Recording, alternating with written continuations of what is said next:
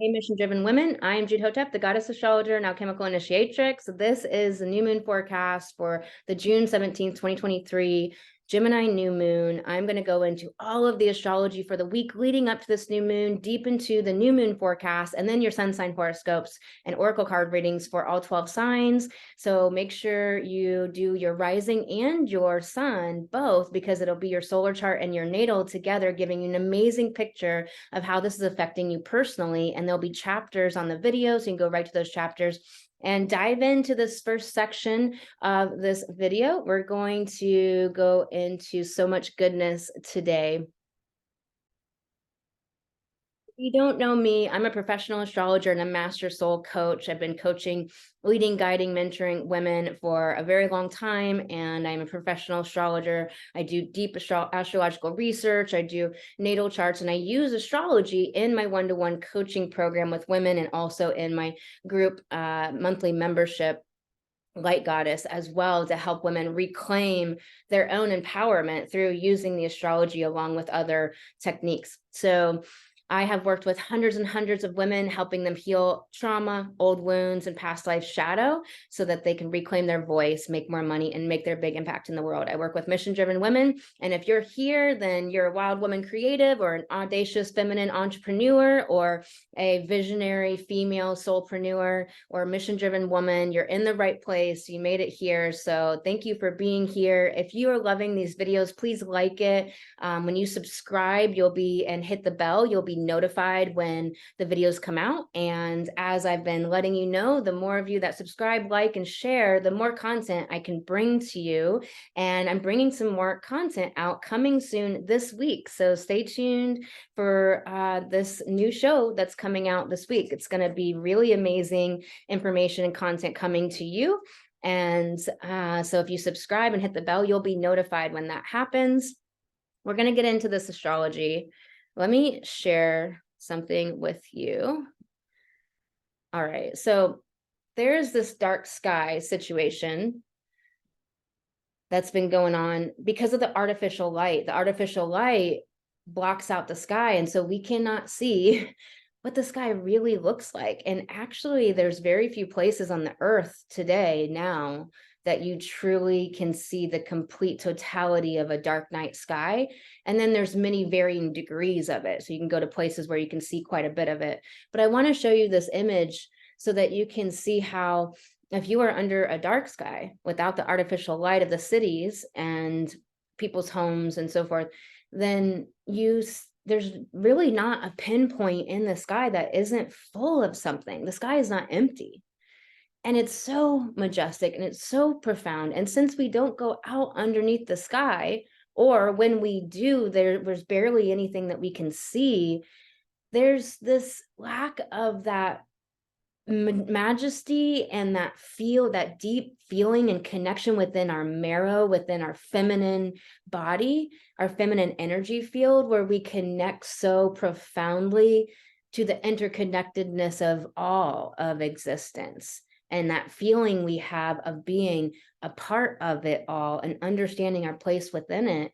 I encourage you, as you go about your year, to find time in the year where you can get under dark skies. There's a website that you can search engine and find the website for dark skies, and it'll help you find locations where you can find them.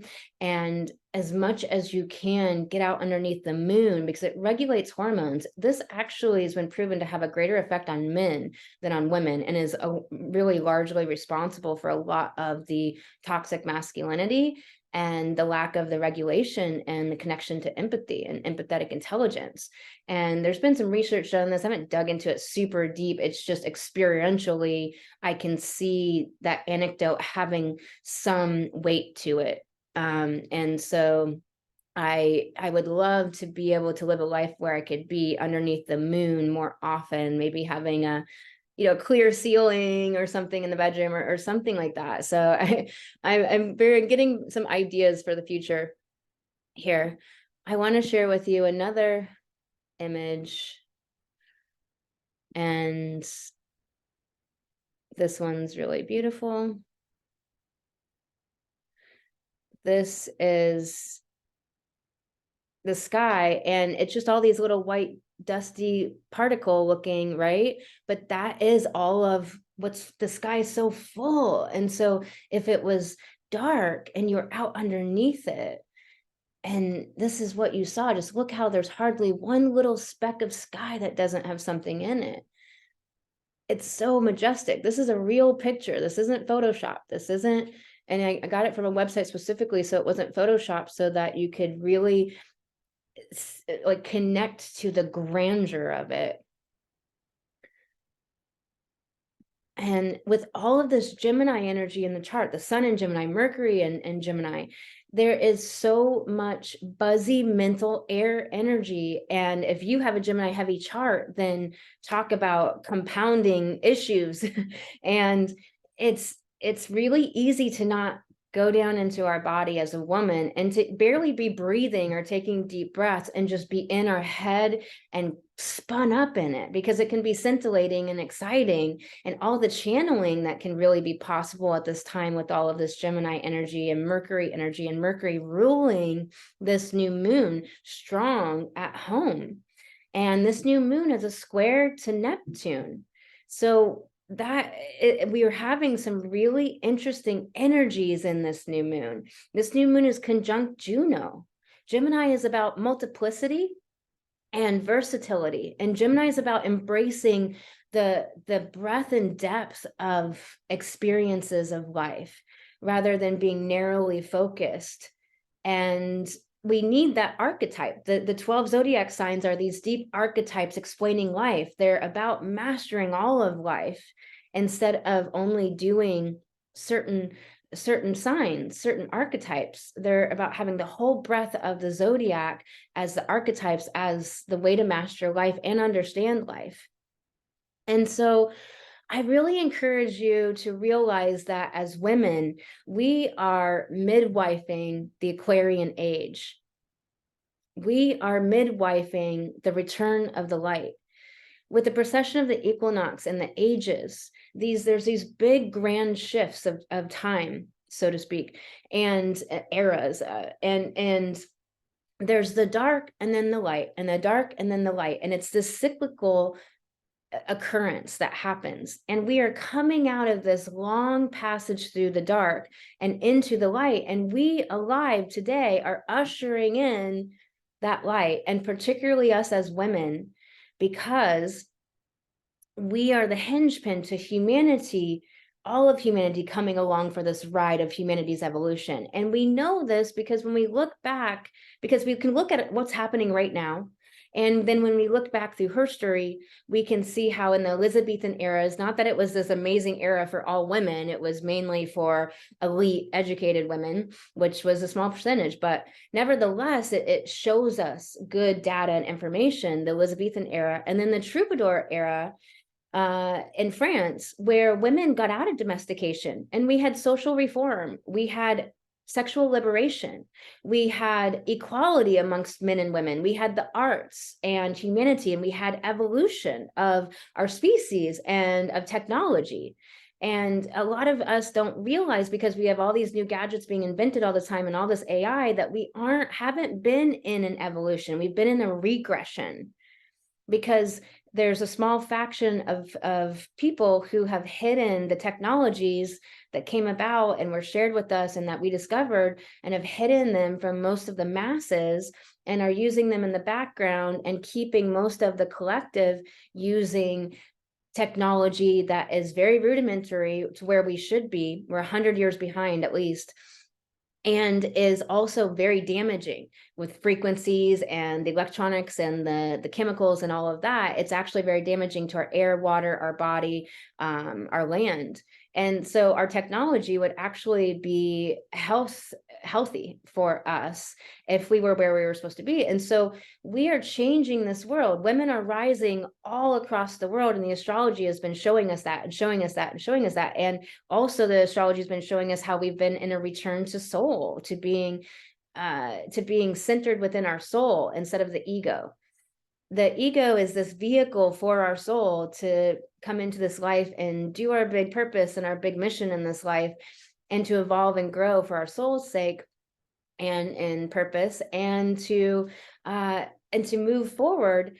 But we've been ego dominant, we've been mind dominant. And with all this Gemini energy, we're going to have to be very conscious and intentional about breathing and getting down into our body as a woman, doing somatic exercises, taking breaks throughout the day this week and this week after, and getting into our bodies, breathing, centering, getting into stillness, checking in with what our bodies are telling us, the messages. Does your body trust you? And this question might be triggering because as women, we've gone out of our bodies and disassociated much of our growing up and much of our life until we figure it out sometime, usually in adulthood, and start to change this pattern, which women collectively are doing all over the world. And we were out of our bodies disassociated because it was a survival mechanism, because of the abusers in our life, because the abusers of the culture and society, and the narcissists, psychopaths, and sociopaths that have been at the helm of the old dominator model of society and culture and the old patriarchal model of society and culture.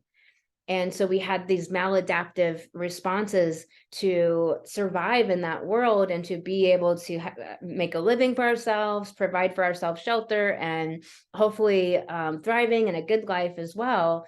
And so we had mostly been living in our mind very much in masculine types of ways in a woman's body. And masculine dominance in a woman, a masculine mind in a woman, is very detrimental to our natural intuitive knowing, our natural psychic gifts, our natural divination abilities. And this new moons were times in many indigenous cultures where they went as women gathered together as a group and went to the woods, went to a place of seclusion to be together and to vision for their people the next, chunk of the future, the next important evolution or mission or the next visions for their people and what they would be connecting to. During the new moon, they were planting these seeds and receiving the downloads of the new vision. And women were revered, women were honored, women were valued. And we as women haven't valued ourselves as a survival mechanism, also being socially conditioned and trained not to. And so this Taurus of Jupiter and Taurus, and we come out of Taurus season, we're deep and almost done with Gemini season, but Mercury having spent time in Taurus and then retrograded through there where Uranus did retrograde action as well. And so there's been this deep individuation from how we were socialized not to value ourselves, Taurus, and to begin to grab value for ourselves. And everyone is somewhere on that spectrum in different places. Everyone's in a different place with that. But where are you with that? And valuing yourself and understanding your wealth, Taurus, the wealth of your gifts, talents, your intellectual property that you make, Gemini, the knowledge you have, the ability you have to hold space, the compassion, the empathetic intelligence, that is all your wealth that you use to then create money that provides for you in the way that it does in this modern world. If it was seashells or if it was rocks, then we would be looking to get that. Money is just a target. Then we know where to shoot the arrows at, and money provides the way to be able to make things happen in the world. And so where are you with your story around money and with your connection to money? Are you neutral to it, or do you think it's evil or bad? Do you push it away? Do you love money? Because do you have a trigger? Does that trigger you when I talk about that? Because that's a big deal to making money, because money is how we change the world and suffuse the feminine and the matrilineal values back into society and culture as we're moving into the Aquarian age, how women are returning the light to the planet. Women are the hinge pin, and we see that through history, and we see that now, how it's not very many, and there's so many amazing men out there, and men are doing amazing things, and there are a lot of men are trying to deprogram the patriarchy, but I don't know how many men are very consciously and committedly and intentionally, like, I've internalized the patriarchy because I've been born and lived in this world, and I want to go and dismantle that shit from within my psyche soul. I don't know how many men are doing that, and I don't see it really as an intentional track that many men are doing, and it's women that are going to be changing this, making the shift so that men feel safe to move out of the patriarchal ways, because that was the way to make it. That was the only way to make it, to be able to survive, to be able to provide for yourself for a long time. So we're in this transition period, and I'm going to show you so much in the astrology today that's going to be really fascinating, and I hope really fun. So we're going to go into this, and I'm going to go into the whole week before the new moon, and then go into the astrology for the new moon. So I love to pull gene keys for each video, and I always ask for the best gene key for this video. And the one that came up, nothing to do with Gemini specifically, but it does. So I'm going to share this with you, and I think this will be super fun. Love, love, love, love gene keys. All right, share.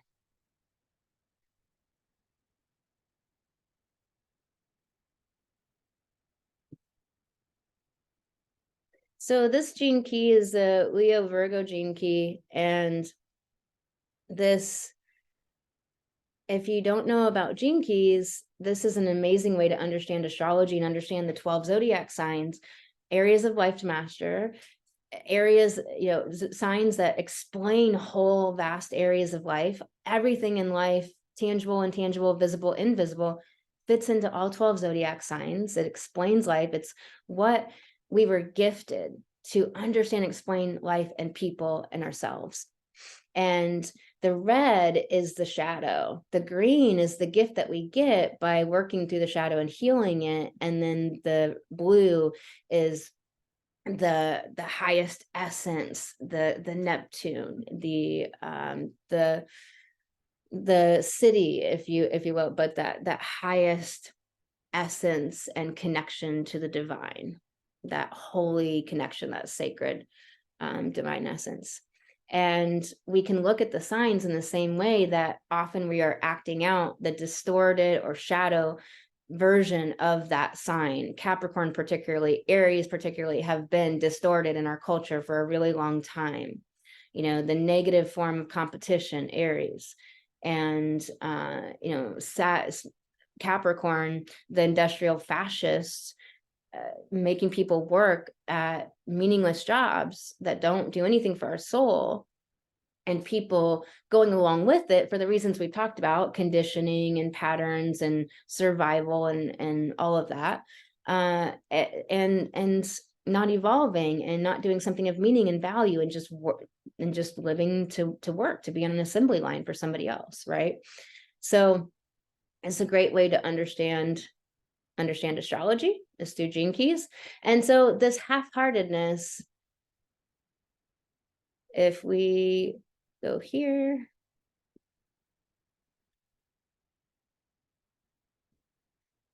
is this life half-lived?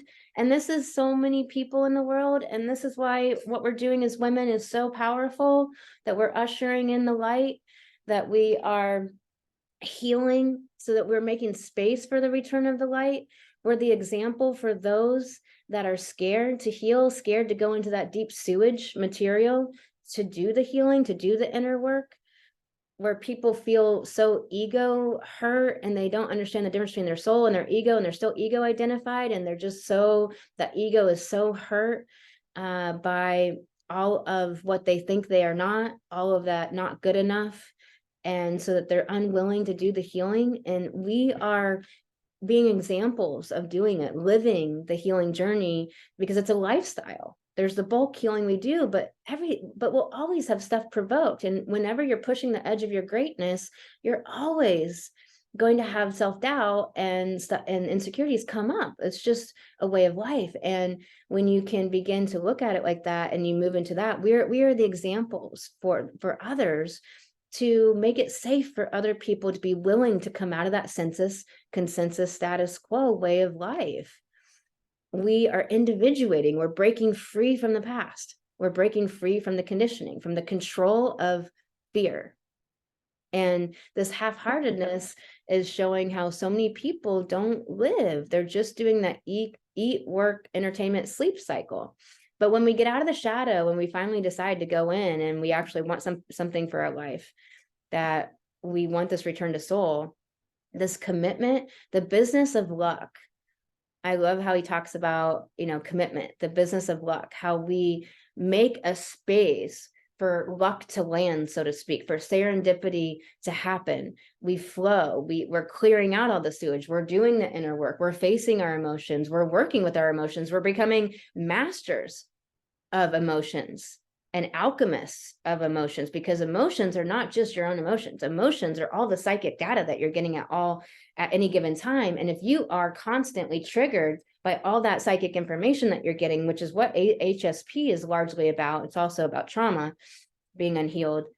But then of course, how can you utilize that information to walk in this world? And we have to learn how to do that, because as AI grows in its level of sentience, as the transhumanist agenda is pushed, and as people that are so under that hypnosis of control and not awake, or their ego's just not willing, and they're not willing to raise into greater consciousness, or they're scared. And I'm not talking about this it's not at a conscious level.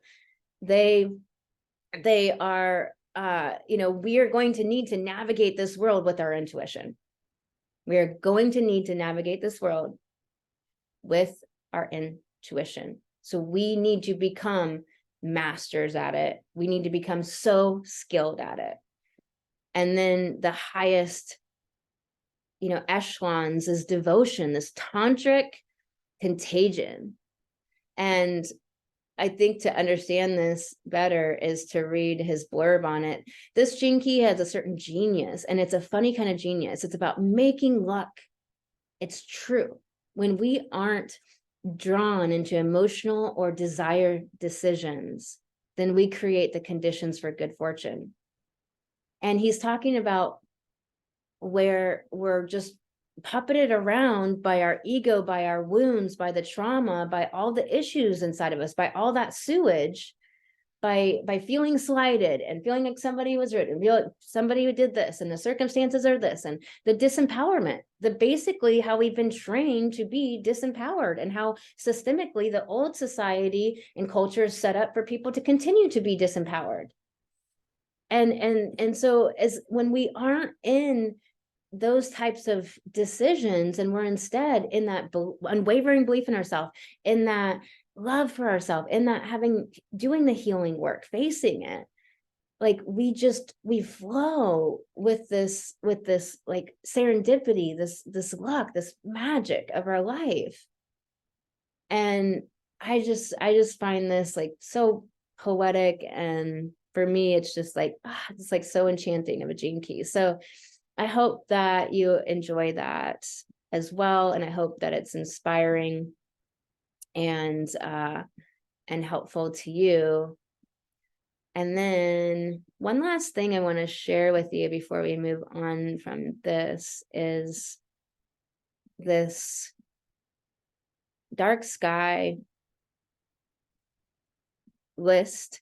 And I think these are the sites where it's the most dark sky that you could possibly get in the world. I'm pretty sure, although a friend of mine said that there's one in Egypt, or it's not Egypt, it's at the tip of Africa. What is that place? It's a famous place. Anyways, and so if you are looking for like the most dark sky, I believe these are that. The other thing is that I'm always looking to share women with you to remind us women of all of the amazing women doing amazing stuff out there, to show examples for us to be inspired and uplifted, and to know that our collective female community is doing massive big things in this world, and we're doing it, and to keep reminding us to step into greater visibility, deal with your discomfort, space your inner sewage, and just keep believing in yourself. Do your big work in the world. You have big work to do in this world. And so these are these amazing places. And then this woman, Jennifer Barlow, she made this week, this National Dark Skies Week, and April is the month of the astronomy month. And this was in 2003. This was a really long time ago. So Jennifer Barlow, and she's been raising awareness about artificial light and dark skies. And so I think this is so beautiful, and just wanting to showcase a woman every time I find us amazing women that are doing amazing things. And I have a show coming out for you guys that's going to do just that. So I'm going to share the chart with you. And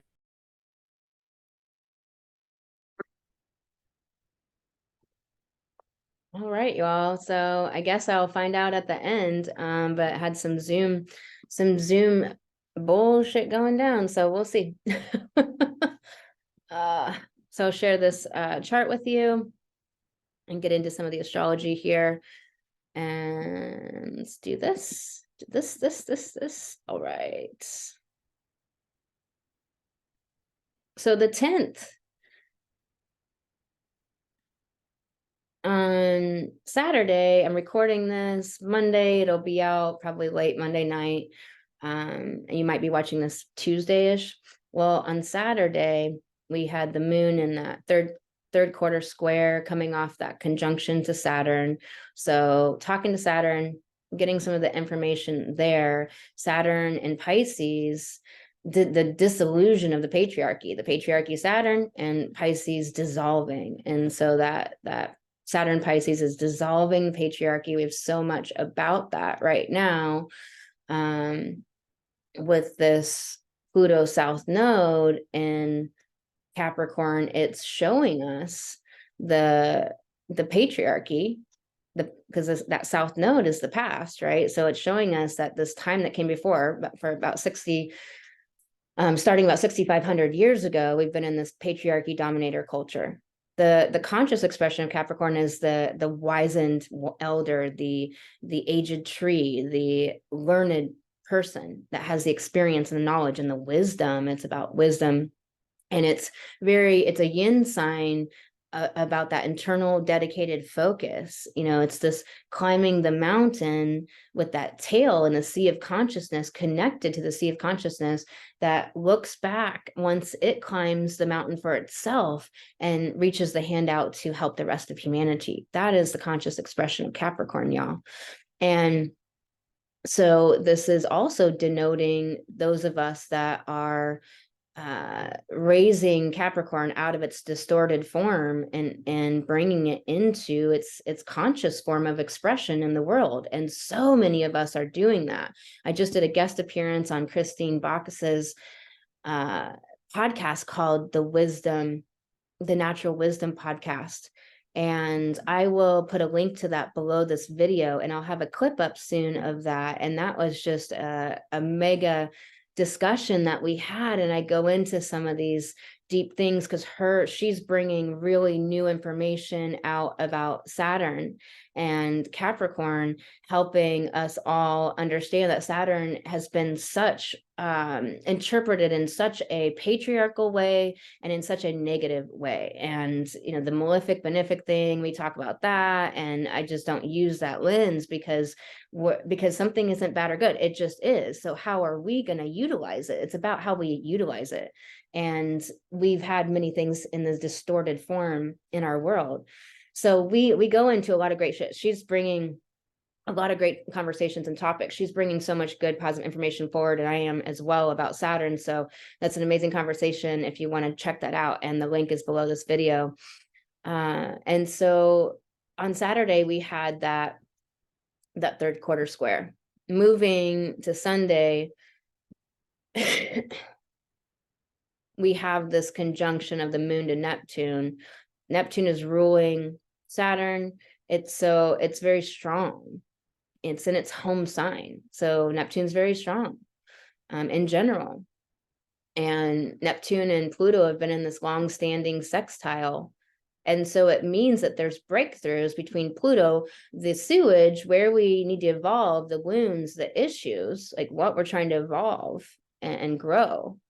And Neptune are compelling for something higher, something of meaning, higher love, creativity from that we channel, bringing our feminine genius. And so this moon is talking to Neptune on this past Sunday, getting a lot of information. And where am I at here? And so this is, really really important conjunction, because Neptune's at home and so strong, and because this Saturn and Pisces is about a return of society, returning and being driven to soul. We're moving from a species ego mind dominant into a species that is intuition feeling dominant. And then if we go a couple hours on Sunday from there, the moon ingresses into Aries early AM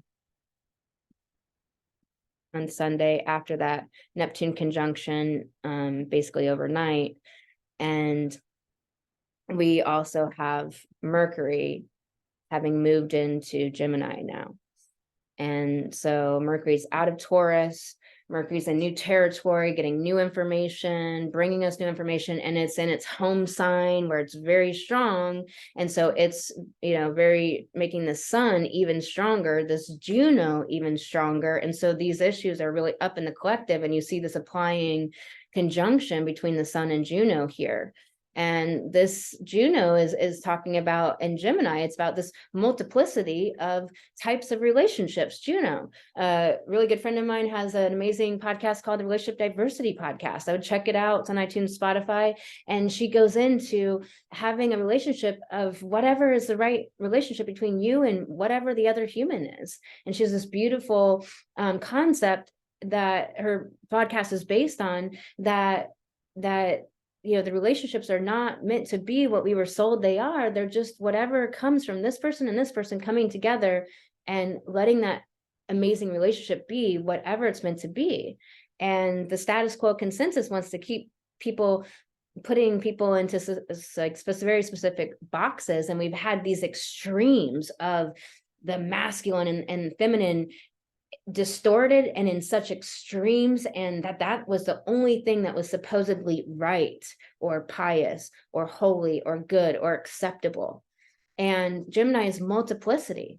Juno is our relationships, our commitments, our fidelity. So the types of relationships where we might have polyamory, where we might have committed non-monogamous relationships, where we might be pansexual, whatever we are. And so this is what's up in the world. And then we're going to this other extreme to correct the imbalance of that old extreme, where the children coming in today are often not identifying with a gender at all, or they're non-binary, or all of these different gender identities now.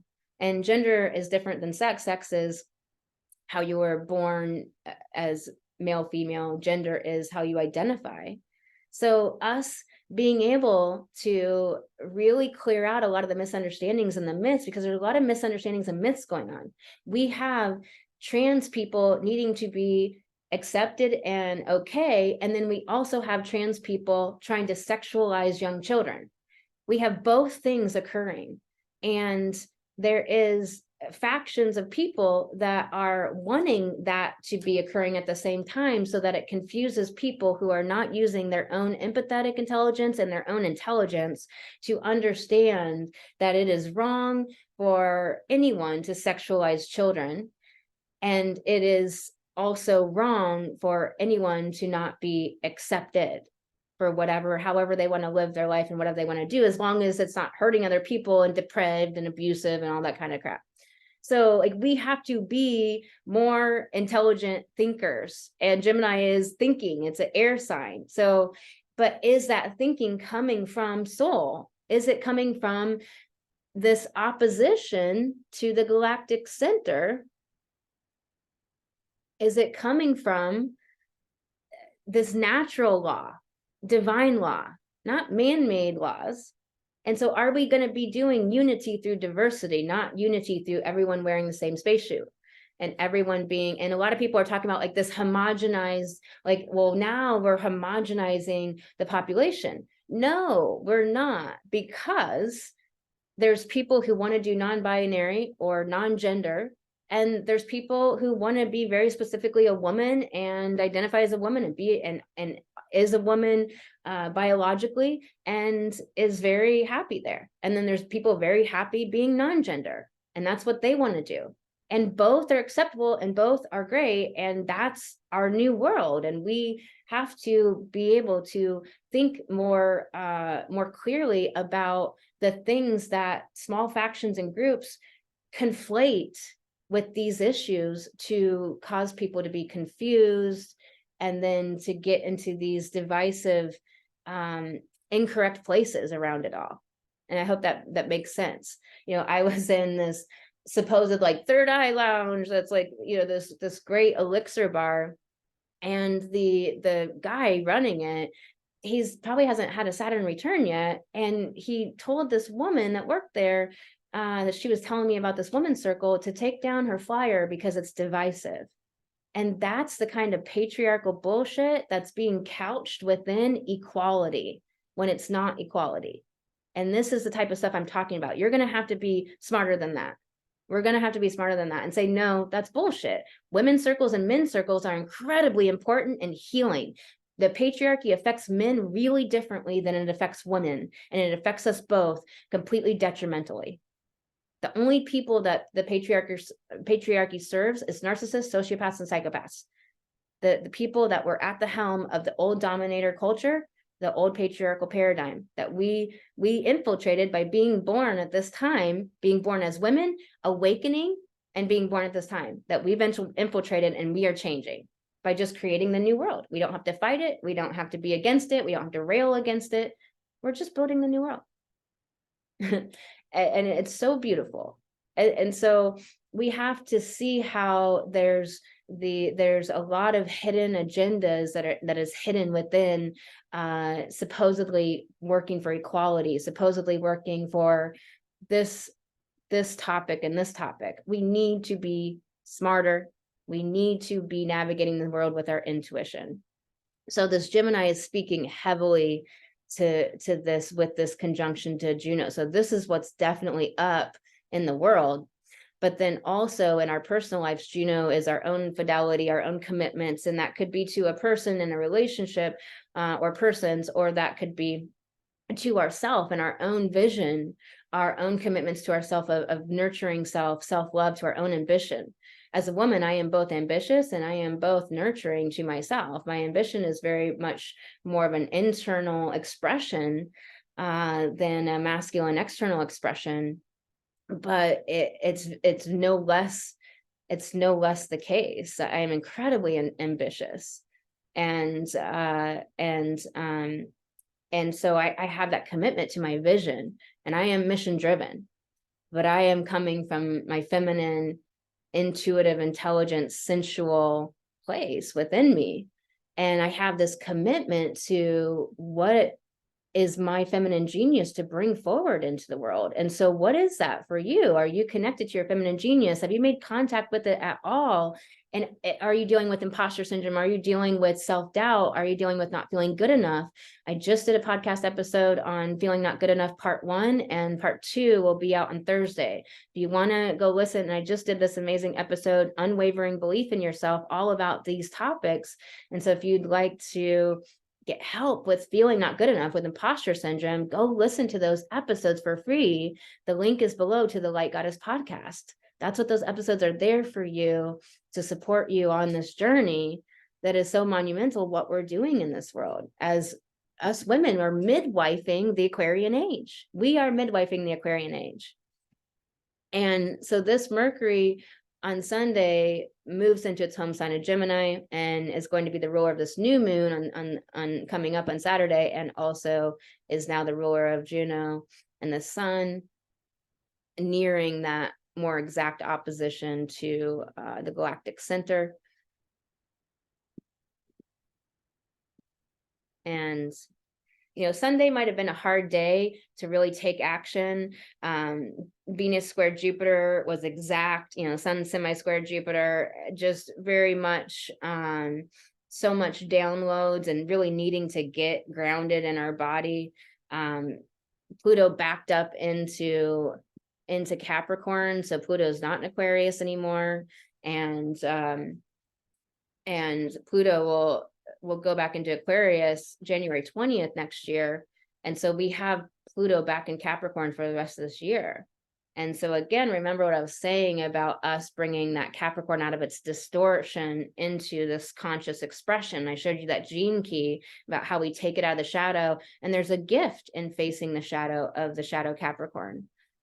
And that means dismantling all that industrial fascist programming of pull yourself up by your bootstraps, just work hard, all the hustle culture. And I heard someone talking about hustle shaming the other day. Hustle if you want to, but I'll be honest, I doubt you're probably hustling. Like it's like hustle. I mean, of course, there's all these conflations, but I really associate it with where you're just working endlessly with disregard for your needs, disregard for your body, what it's telling you it needs, disregard for all of your psyche, soul, all the different parts of you, your inner child, your tired self, your healing self, all the different aspects of you. And just in this destination focus, instead of understanding the journey and the importance of the journey itself, and that's where you actually get to live life. And if that's not fun and joyful, and I really consider hustle, to be like the joylessness. And so personally, I don't think there is really hustle shaming. I think that if you love working, I love working. I don't really not work very often. Like I don't take days off. I used to be like, okay, I'm taking these 2 days off every week, but then I just never can commit to it because I'm always in creation. I love what I do. I don't do client hours every day, and so I have like set client hours. But for my own work behind the scenes and my creative work and my research, I pretty much don't take a day off because I love it. And so I don't consider that hustle and grinding. I'm just in a flow and I'm in joy. So let's bring this Capricorn up to its conscious expression. And this Venus Jupiter square exact on Sunday, a square is where something isn't squared, and Jupiter's our beliefs and Venus is our deep desires. And Venus in Leo, that play, the heart, our willingness to be vulnerable, to bring our gifts to the world. And Jupiter, our beliefs. So we may have old belief systems that are kind of in the way of bringing our gifts to the world and being willing to step into the next level of visibility, being willing to own our voice as a woman. It could be just this trouble of getting creations created and just like really having it all in your head, all this mental energy of Gemini, but not really being able to make it and create it. Something is not squared, something's not flow and happening, and there's angst and tension around that. So you could have felt all that on Sunday, and I think that's helpful to understand as we're going further into our week. Let's go back here.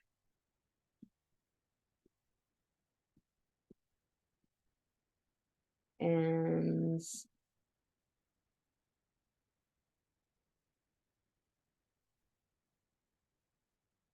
we'll go into Monday. We start off the week with the balsamic phase of the moon. The balsamic phase of the moon, know that if you have a birthday coming up and it's your birthday season, know that the month to 2 weeks before your birthday is the time of the highest suicide rates. It's a balsamic period where it's dark moon. Metaphorically, you are There's nothing to illuminate consciousness, have clarity, understanding, to know what's going on. You might feel like all your landmarks are gone, all your guideposts are missing. So that's that balsamic phase that we're in up to this new moon, where we're in that fertile void, like nurturing the seeds, the soil that's all has all the nutrients to nurture the seeds that's going to blossom and this new moon that's planted in the new moon. And then as the moon begins to wax up to that full moon, where the plant is popping up through the soil and growing. So we have this moon in Aries still on Monday, and it's going to conjunct Chiron, the wound. And so there might be in the balsamic phase, not understanding, like getting a lot of information about the wounds, but maybe not quite knowing what to do with it, or not quite knowing, being able to alleviate it, resolve it right now, like being in process with it and just needing to be on that journey and allowing that to take place and being okay with that. So this moon here, conjunct Chiron, and then all this Gemini energy, we're getting a lot of downloads and information and understanding. However, this balsamic phase is where we probably are having purges come up this week. We're probably having a lot of emotions come up this week. And it can be around taking action and initiating. It can be around making things happen and feeling assertive, feeling confident, that Aries archetype. And it can be really around also our self-sufficiency and money and our self-value. So expect those to be the topics up for issue during this balsamic phase up to this new moon. And we have this applying square from Mercury to Saturn on Monday as well. So Mercury's here, Saturn's here, and we have the square applying. So we're feeling the beginnings of the square and what it's going to mean for us. You know, Saturn's the structures, Mercury's all the understanding. So we may be understanding all the structures of what we want to implement in our business, our life. And yet the square is where it's not happening yet. We can't make it happen yet. There's not enough time in the day. Maybe the ideas are not actionable at this moment, or completely congealed. Or maybe, like for me, I just don't have enough hours in the day. I can stay up all night and all day, and the things that are coming right now, it's just going to take the amount of time it takes. And I'm excited, and yeah, I would like to put those structures in place. And with Saturn and Pisces, structures dissolve. So it's, you know, what is this square for you? Like, feel how that's acting out in your life, because Saturn is the structures, and it's also how we feel grounded. It's our containers in life, how we feel secure, and it's our reality. And so that Mercury is giving us a lot of understanding about things, but there can be some angst here, there could be some tension here and some issues. And so realizing that we have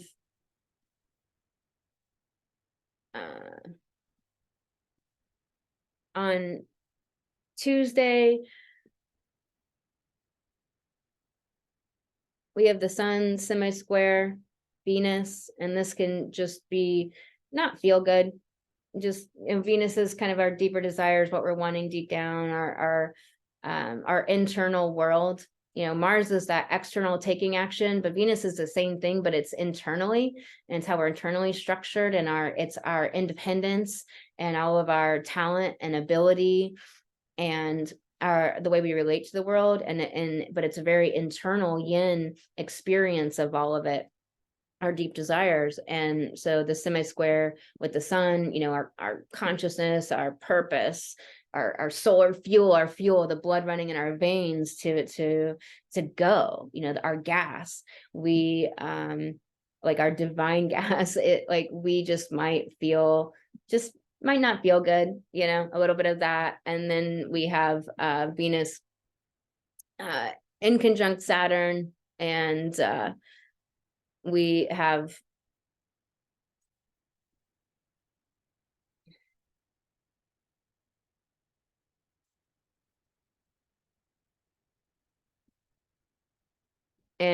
we also have the moon entering Taurus If we go a couple hours, what is this, noon? That's days. Let's go back. All right, there we go. And the moon's entering Taurus this day.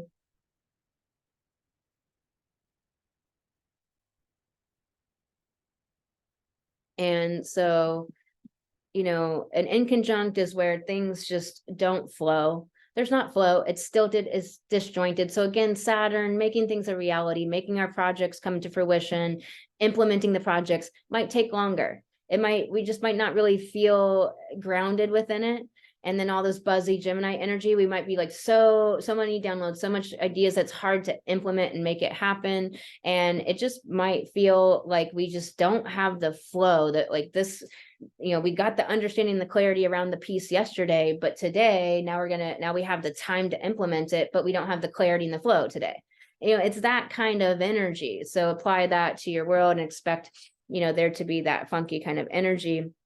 And then the moon entering Taurus, you know, it's a more stable, grounded moon, but we have to realize Jupiter is in Taurus and Uranus is in Taurus. So they're all co-present in there, and the moon moves really quick. It moves through a sign in 2.5 days.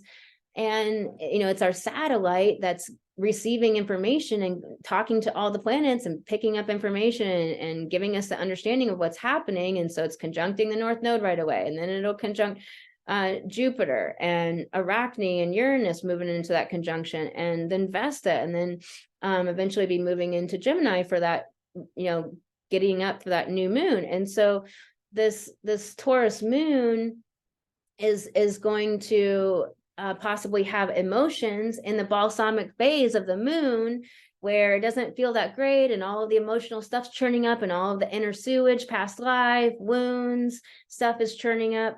Arising for a reason, arising to heal, arising because you finally can access it to change it, shift it, heal it, work with this material. But Jupiter expands it and makes it bigger, and it's more, you know, watery, more emotions. But it's really easy with this energy to get in your head about it all and want to process like crazy, talk it out like crazy. You might be really talky, really mentalizing, or people around you might really want to talk a lot.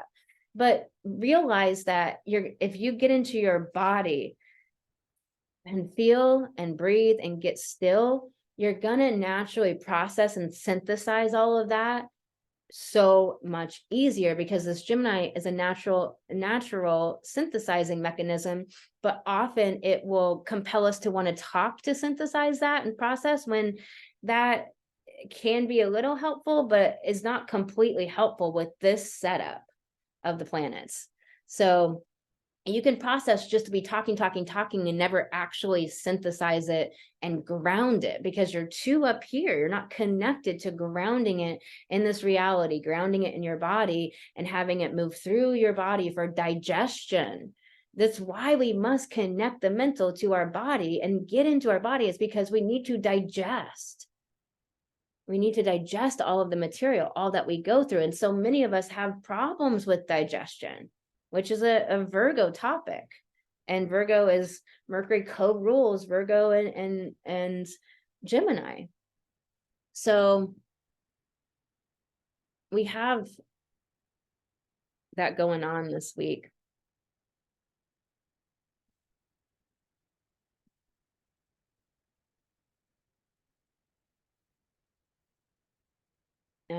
Okay, let's stop doing that. There we go. All right, move here.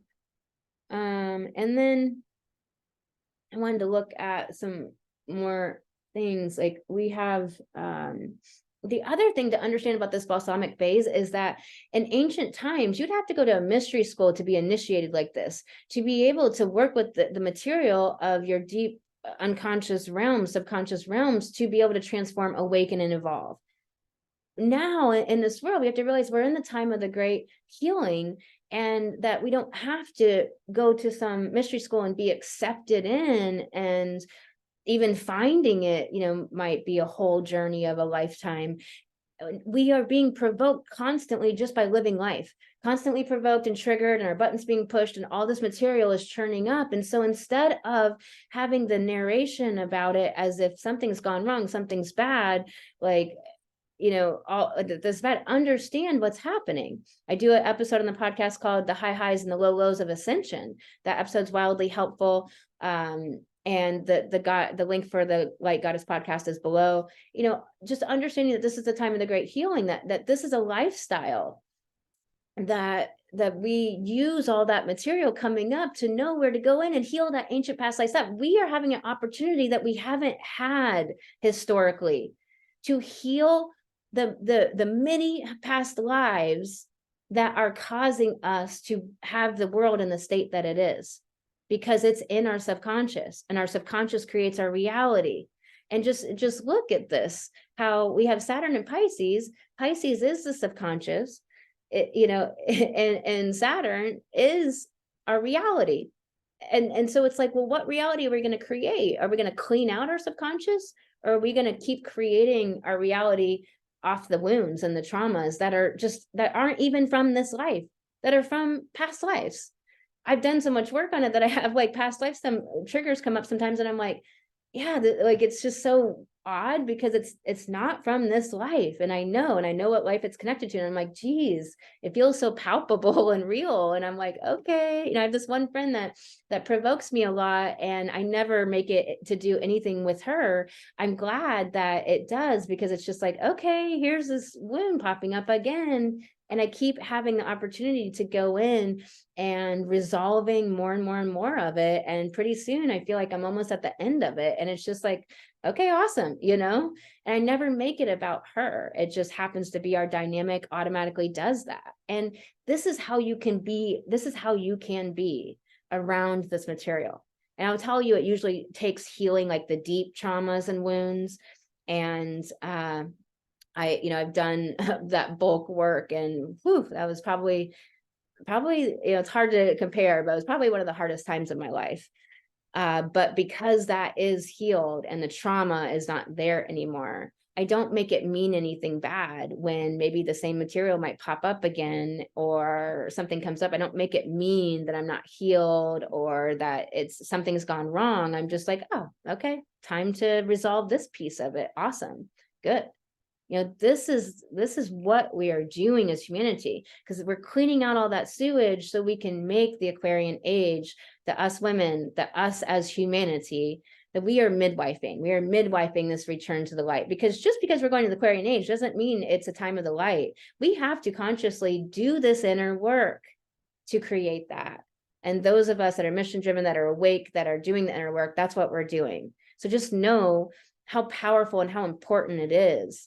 Your willingness to look at that inner sewage, your willingness to heal, your willingness to keep pushing to the edge of your greatness. And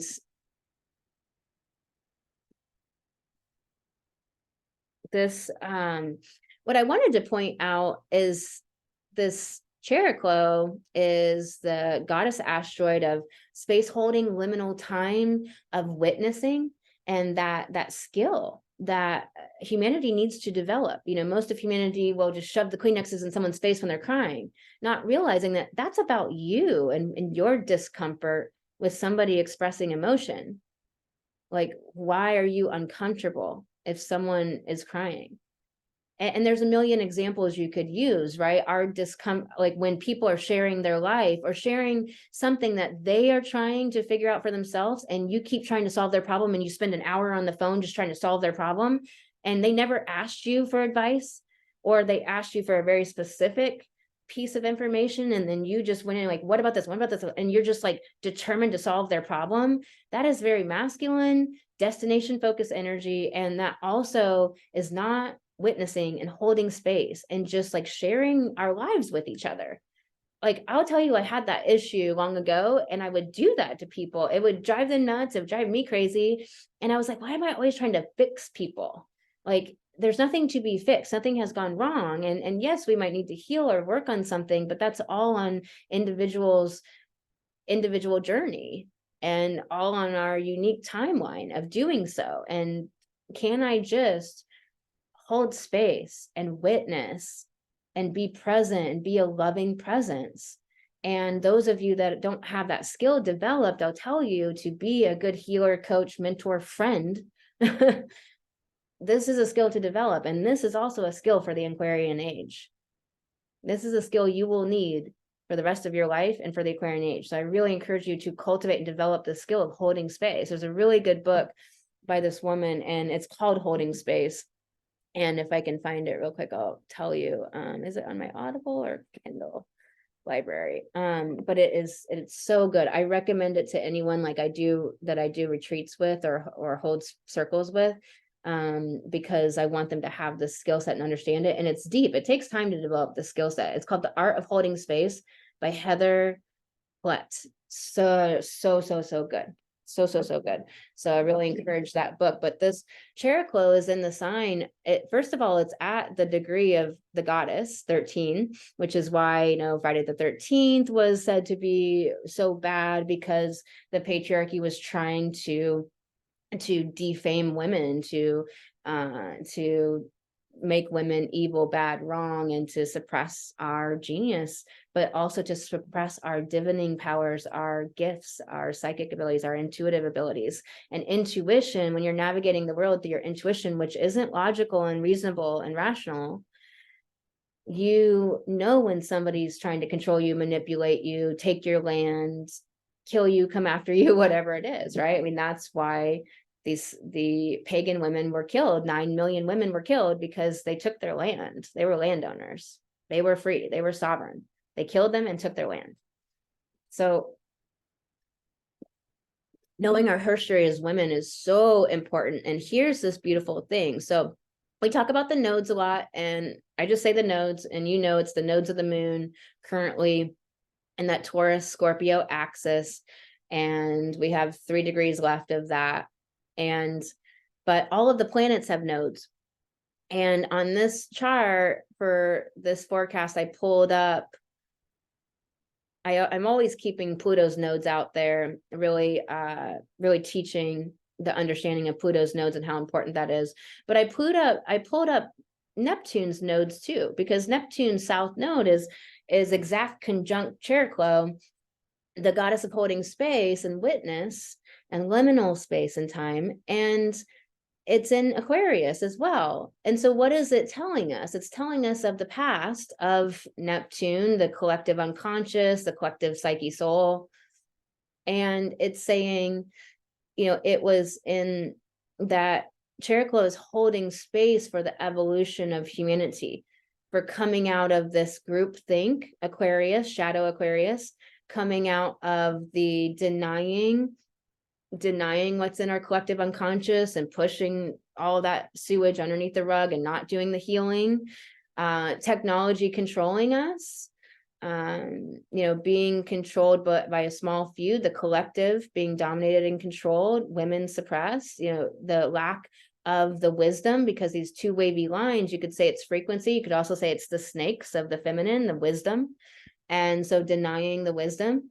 And so all of the shadow of, you know, Aquarius, which is the higher mind, higher wisdom, the universal intellect, the quantum field, all being suppressed, hidden, kept from the people, you know, distorted or lied about it. So Cheroklo is holding space for us healing this that we're doing right now. And also it's denoting how we were very much in our mind and cerebral and valuing that over all else. That's the shadow Aquarius as well. Only valuing intellect, science, the mind, and what comes with the mind, ego. Ego is not wrong or bad, but it's only the vehicle for our soul. We don't want to be ego identified. We want to be soul identified and nurturing to our ego, loving to our ego that has to walk this life and go through all the challenge, pain, and loss of this life, but also gets to have all the fun too and go roller skating and swim with sharks and jump out of planes, you know, right? So Cheroklo is holding space for us healing, being too mind dominant and cerebral dominant, and only valuing that, and only valuing science, when, science, I love science. I am a scientist. I am an experimenter. But also, though, it has been where it was systematically made to exclude soul and made to exclude spirit. And I've talked about that before. And I talk about that on Christine Box's podcast, the Natural Wisdom podcast, the link below, if you're interested, where, Constantinople in 869 had a play in that. And that was when Saturn was in Sag. And then in the 1870s, Wundt and Pavlov had a play in that. And that was when Saturn was in Pisces back then. So it's important to understand where we come from and why this is the case. And there's that opposition to Lilith, Venus, Mars. And then our north node of Neptune is telling us where the collective unconscious, where our soul consciousness is going. And that's Leo, of the healthy conscious Leo, of creative self-actualization. Art, making art. And I've talked about that a lot, like make your life an art piece, a masterpiece, which means it's not perfection. You have to make many, many pieces to make a masterpiece. And you can make many, many masterpieces, and let your life, the whole arc of your life, be the grand masterpiece. And it's about play and fun and joy and a return to that. So the collective unconscious returning and valuing play instead of that stoic, stodgy, intellectual, mind dominant, dry, boorish, type of way of being. Get back to the play, the fun, the heart, and the creative self-actualization, love, which means vulnerability. They cannot not coexist. I don't know how to say that better. They coexist, period. Like, you can't get one without the other. Vulnerability and real love. So, and Leo tells us that, because Leo has that vulnerable piece to it when it's in its conscious expression. And vulnerability is not weakness, and it's not bad. It's like it has many, many definitions. It can show up that way, or it can show up in this other conscious form of that authenticity, but that absolute confidence and self-possession of Leo, being on stage in your milieu, your life, your business, your niche, your field, right? Speaking, getting out there. And then, and this opposition is speaking of the need for integration. And it also speaks of some tension. So, that tension of learning how to hold space and dealing and allowing and witnessing, learning that skill, having that skill, and also being willing to put yourself out there and bring your gifts to the world of Leo, and be playful and be vulnerable and be fun and have fun. Sometimes joy does not feel safe because of the way our world has been, and because of having an abusive background or having been traumatized. Maybe when you were joyful, it was where you felt like the most vulnerable and exposed, and the most likely of when you would be abused, or where you feel like you couldn't see abuse coming. There's a lot to unpack there if you have an abuse history or a trauma history. There's a lot that gets conflated in that. And so it can feel risky and scary to actually have fun and play and be joyful. It can feel like that's not safe. And also, it's been perpetuated by the industrial fascists that that's not professional, and that's not serious. And if you're playful and fun, you're not serious and you're not professional. It's like if you wear jeans as a professional coach, then you're not an expert coach. Well, I'll probably never wear a pantsuit. Okay. So, unless I rip off the sleeves and shit, and wild it out. But it's just all that bullshit, So, and what I'm speaking to is where, when people can't see, like, wear a pantsuit if you love it, but don't say it's unprofessional if everyone else doesn't. It's that sort of thing. So understand what I'm really saying here. And then on the 15th, Mercury, that Mercury Saturn square is exact.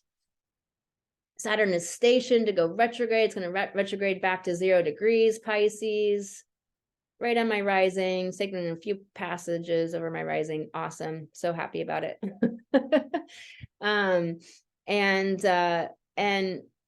it's this square, like I said, you know, it can feel like you have all the information, the data, and the download about the structures, but maybe just don't have the time to implement them or put them into place, or you don't feel like you have all the tools or the money or the ability. It could just feel like angst. It can just feel, you know, it can not feel the best, but it also is not necessarily, you know, challenging. It just may be like, gosh, I can see everything Mercury. I have all the understanding, and it's going to take 3 months. And I want it now, you know, like Mercury is very much like a now, let's have fun now, fun, youthful sign. It's very much about the flitting butterfly and just going from experience to experience. You know, it's not going to read one full book all at once or, you know, over time. It's going to read 2 lines from 10 books and have them all spread out. You know, it's that kind of energy. So that square is exact. Saturn stationing, slowing down. So it's super strong. So it makes that square stronger.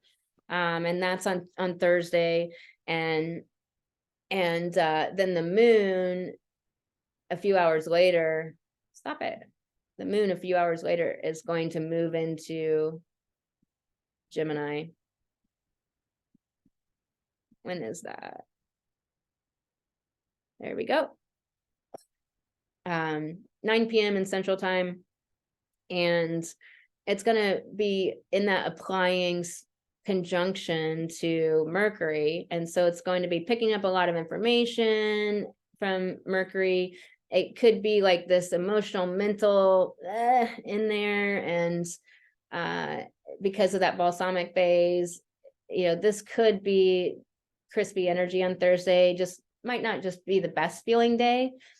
But again, it could show up, which is simply like knowing like, okay, this is long. I'm understanding so much, but the implementation, Saturn, is long-term. But we are seeing so much. We are having clarity. We are having understanding coming in. We are having downloads. So just know that.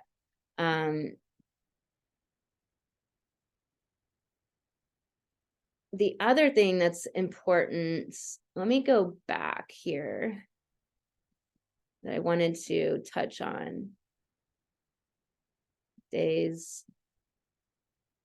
Nope. Where are you exact? I know you're exact there. Okay.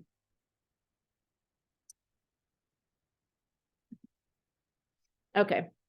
And then on Friday, you know, we already talked about it, that moon conjunct Mercury, and then we have this new moon happening on Saturday. And so let's get to that new moon. There we go. All right. And we have a lot going on this new moon.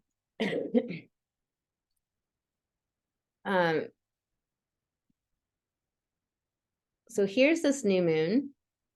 And like I said, new moon's dark moon. It's this time of seed planting.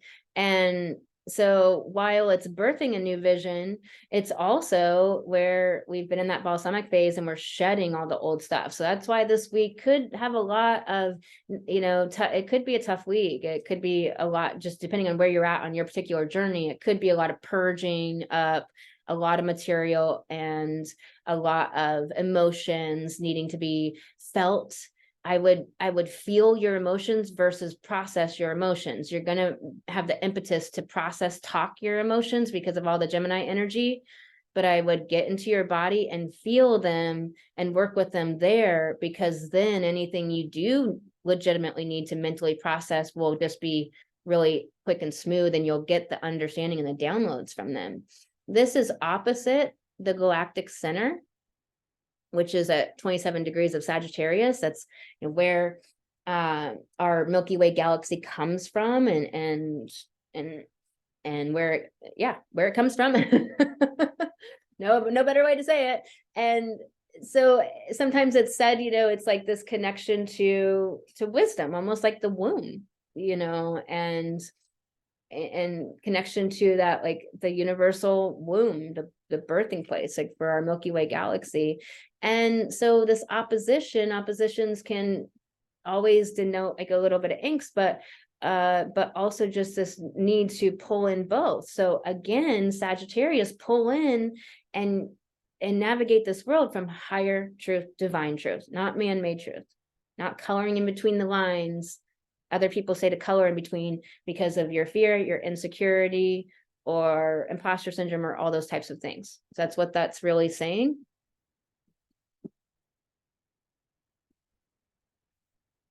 Also, with the galactic center, you know, this new moon is really hooked up to the quantum field and opposite that moon. And so we're getting all of this downloads and informations, and Mercury, the messenger, the psychopomp moving between worlds, where the womb we came from, that fertile void, and then this world of the tangible reality, but also our inner psyche, soul, consciousness, and inner world. And so we're really connected to the quantum field in this new moon with all of this amazing channeling ability and downloads. And so you might just have it streaming through you all day long. And it just doesn't stop. Or you might be someone that meditates but connect to that all week. Capitalize on this creative plethora of clarity, information, understanding, breakthroughs coming through. This is so invaluable. I can't even tell you how amazing this is. But again, you're going to have to get in your body as you're doing this, because otherwise it's too thinky. It's too mental.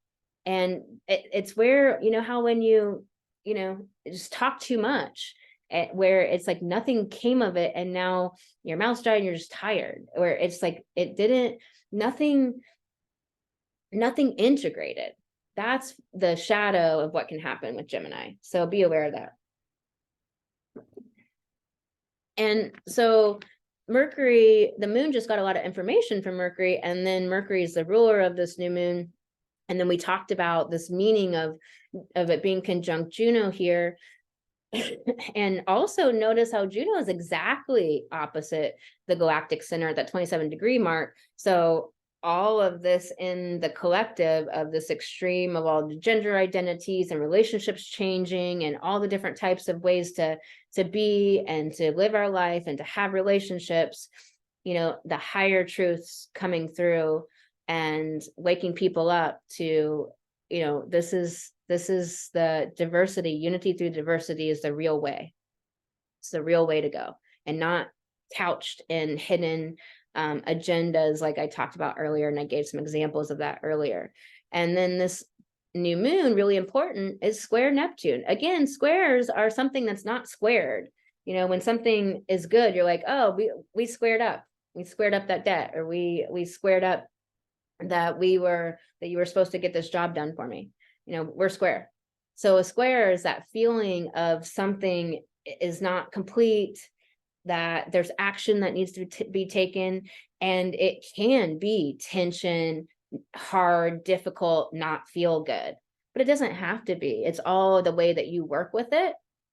And so Neptune is this connection to the higher love, higher consciousness, to creativity, divine creativity, channeling, and grace, that, that benefic luck that comes through, that grace, that information from your guides, that channeling. And with it coming through, with it being this square, it can be very much where you feel disconnected, where you feel like there's a meaninglessness, especially that balsamic phase.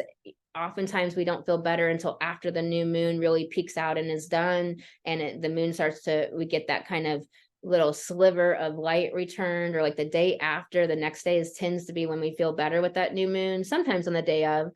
And so it might be where you've been feeling meaninglessness, or you've been feeling like this powerlessness, this impotency to make things happen, to keep the structures in place, with all this dissolving of structures with Saturn and Pisces, and really strong with Neptune ruling it, and Neptune dissolves, and so it's basically like a cup of water without the cup. The water just goes everywhere. It just seeps into every crack it can find, and that's that kind of energy. And also, this could be people trying to get over on you, people trying to be manipulative. This could be something coming out in the media that's really disillusioning, trying to hypnotize the masses to go this way or go that way, or believe some bullshit. So be aware of those things. Be aware of what bullshit you might be buying from somebody else. Be aware of what you want to be true, what you're idealizing, Neptune, the ultimate thing that you think is so great, that you want so bad, that you're willing to look past the obvious intuition you're getting, that this is a manipulation, or this is a lie, or there's something fishy about this. And because you want it so bad, or because you're preferring the fantasy, because maybe your consciousness isn't ready to wake up yet, or fantasy is Neptune, Pisces, or maybe it's too, you want that idealized version of the relationship. And so you're looking past all the red flags that are so obvious. That's the kind of stuff that you have to look at with this Neptune square.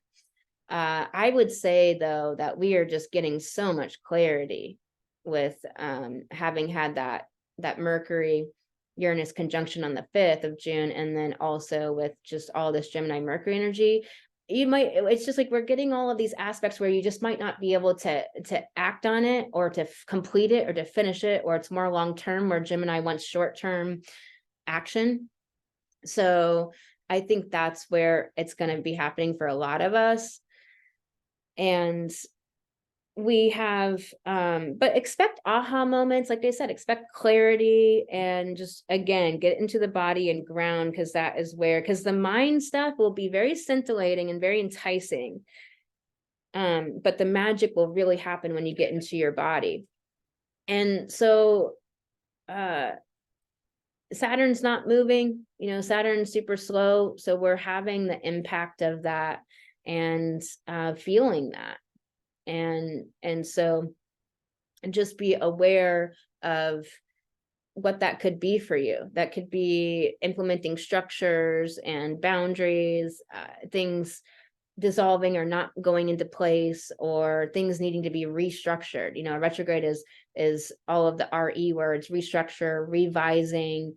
So be aware with that, with all your projects, but then also understand that retrogrades are about individuating. So the Saturn moving back over this area of 7 degrees to 0 degrees Pisces that it's already went through is saying, like, okay, we went through all this Pisces, we got all this information about Pisces and society, Saturn, our imaginative creative structures, and now we're going to individuate from anything that is of the status quo, or that is of our programming, or that is not helpful and beneficial to us. Saturn is a catalyst. It's catalyzing us for the highest possibility of our creation and our greatness. Saturn's about our greatness. And so pushing the edge of your greatness always, are you doing that? Because that requires that you grow and heal and face all your inner sewage, which is what, many people don't do, or we find so hard to do, or, we go through a lot doing it. But it is wanting us to keep pushing into the next version of our greatness. That, like, where's your future self? What is she doing? And are you living into the version of your future self now? Your expertise, whatever it is that you're trying to create, the revenue, the relationship, all of that. So be aware of that. And we have this nice sextile of Mercury to Venus, and it's exact on this new moon. And so with this sextile from Mercury to Venus being exact, and with Mercury having had that conjunction to Neptune's north node of creative self-actualization, what we're meant to do in humanity, and grow to, sextiles are breakthroughs and understandings and epiphanies. And so I think that this will help so much with any of the detrimental energy here. and utilize this, capitalize on this, because I think that it will help us to make our desires and dreams and our projects and our creative stuff, Venus and Leo, happen, even if it's just slower. Saturn retrograde, Saturn and Pisces, Neptune squared a new moon, even if it's just slower, or if there's if we feel like maybe confused or foggy or a lack of clarity. I just don't think we're going to have a lack of clarity with this Gemini energy. I just don't, personally. Depending on your chart, you might, maybe if you're super Pisces heavy, but I think the sextile is really benefic and beautiful, and just really amazing. We also have these trines to the South Node, and the South Node is conjunct the shapely attractor. This is so important. It's also conjunct, well, it's conjunct exact the shapely attractor. The nodes by this new moon on Saturday have now moved into the 2-degree mark. So 3 degrees left before the nodes change on July 18th. And we have a new 18-month cycle of the nodes being in Aries and Libra. And so we're finishing up our emotional learning and cultivation of skill set in the Taurus Scorpio axis. And this conjunction to the shapely attractor is about greatness. And it's also about authenticity. So the secrets and what's not being done in the world very well. Like I heard this thing about Bill Gates wanting to make a creation story about the world that is then taught to all of the children of the world. First of all, I wouldn't let him get near anybody I know, let alone a child. But second of all, he shouldn't be doing anything for the world until he uses some of his money to end hunger, homelessness, and mental health issues in the world, since there's no reason anybody should be homeless or hungry in this world, because this world is abundant and amazing. And so it's just so ridiculous, but it's just one example. But here's the thing: this new moon is a seed, planting a seed. And then it's trine, a harmonic aspect, a positive aspect, a birthing, a flow, a allowing, a support system to the South Node, the past, the secrets, Scorpio, all of the underworld, the mafia, the crime, the crimes against humanity. And it's conjunct the shapely attractor exact, all about like, nope, nothing's going to stay hidden. Nothing's going to stay underneath the carpet. It's all coming out. And so this new moon is a seed of the secrets being revealed, and it's going to just be rolling out the rest of the year, and expect there to be even more illumination when we hit the Gemini full moon in Sag season later this year. So we have a year of disclosure coming. And then the other thing about this is that we have this South Node shapely attractor conjunct Haumea. She's the fertility goddess that births babies all over her body, Hawaiian goddess. And that is a metaphor for being fecund, for being creative, it's very much a Taurus energy, right? And it's in the sign of Libra, the people partnerships, relating, but how you relate to life, your business, anything, not just other people. And it's at the 29-degree mark, where it's like the whole spectrum of Libra, with that idea of our like birthing our creativity into the world, and understanding our fecundity, our abundance, our ability to use all our talents, skills, gifts, abilities, and know what they are, and make babies, so to speak, our projects, our holding space for a friend and allowing a friend to be able to have a safe space to cry. That's a creation. And that's a beautiful creation that ripples out into the world, and ripples and touches the spider web, the web of life that the whole world is on, connected to, tuned into. This goddess Arachne here that I'm going to go into next, where it ripples out, and you might not see it, but it does affect the world, and it affects the morphogenic field. And it creates a resonance in the world, and it creates the possibility for more of that as well. So we affect the world intentionally or unintentionally every day, all day long. And so just think about this, of realizing that you have so much abundance and fecundity, and really understand abundance in a different way, that your abundance is your ideas, your gifts, your talents. Your abundance is your ability to hold space and love other people. Your abundance is your empathetic intelligence. Your abundance is you're like having fun and being that spark of light that catalyzes other people, even though it might trigger the fuck out of them, but you're actually this catalyst of light. You're sparking, because then it makes them confront face to face all of their sewage, so that they have that choice point that perhaps they didn't have if you wouldn't have sparked them, right? And so all of this play and creativity ripples out and ripples into the web of life and affects the world, and we can be that light. You know, remember, Aries is the light speaks up, speak up, be the light, own your voice as a woman, own your no and yes, stop people pleasing, stop expecting other people to read between the lines and to understand what you need and to make you feel comfortable or to say something. Speak what you need. Speak your needs. As women, we are socially conditioned and trained not to speak our needs, or we got abused, admonished, or really hurt, or it could have been very unsafe to speak our needs. That is not the case now. Of course, if you are in an abusive relationship, get out, get help, do something, you know, reach out, don't stop. But for the rest of us, you know, you must speak. You must learn and walk that journey of learning how to speak your needs instead of expecting and hoping somebody will read between the lines and understand what you need because you feel so uncomfortable to express your needs. And I get it. I had to learn how to do that myself and walk that journey of expressing my needs. And it wasn't the easiest thing in the whole world, but so I really get it. But here's this thing is that you get better and better and better. It gets easier and easier and easier.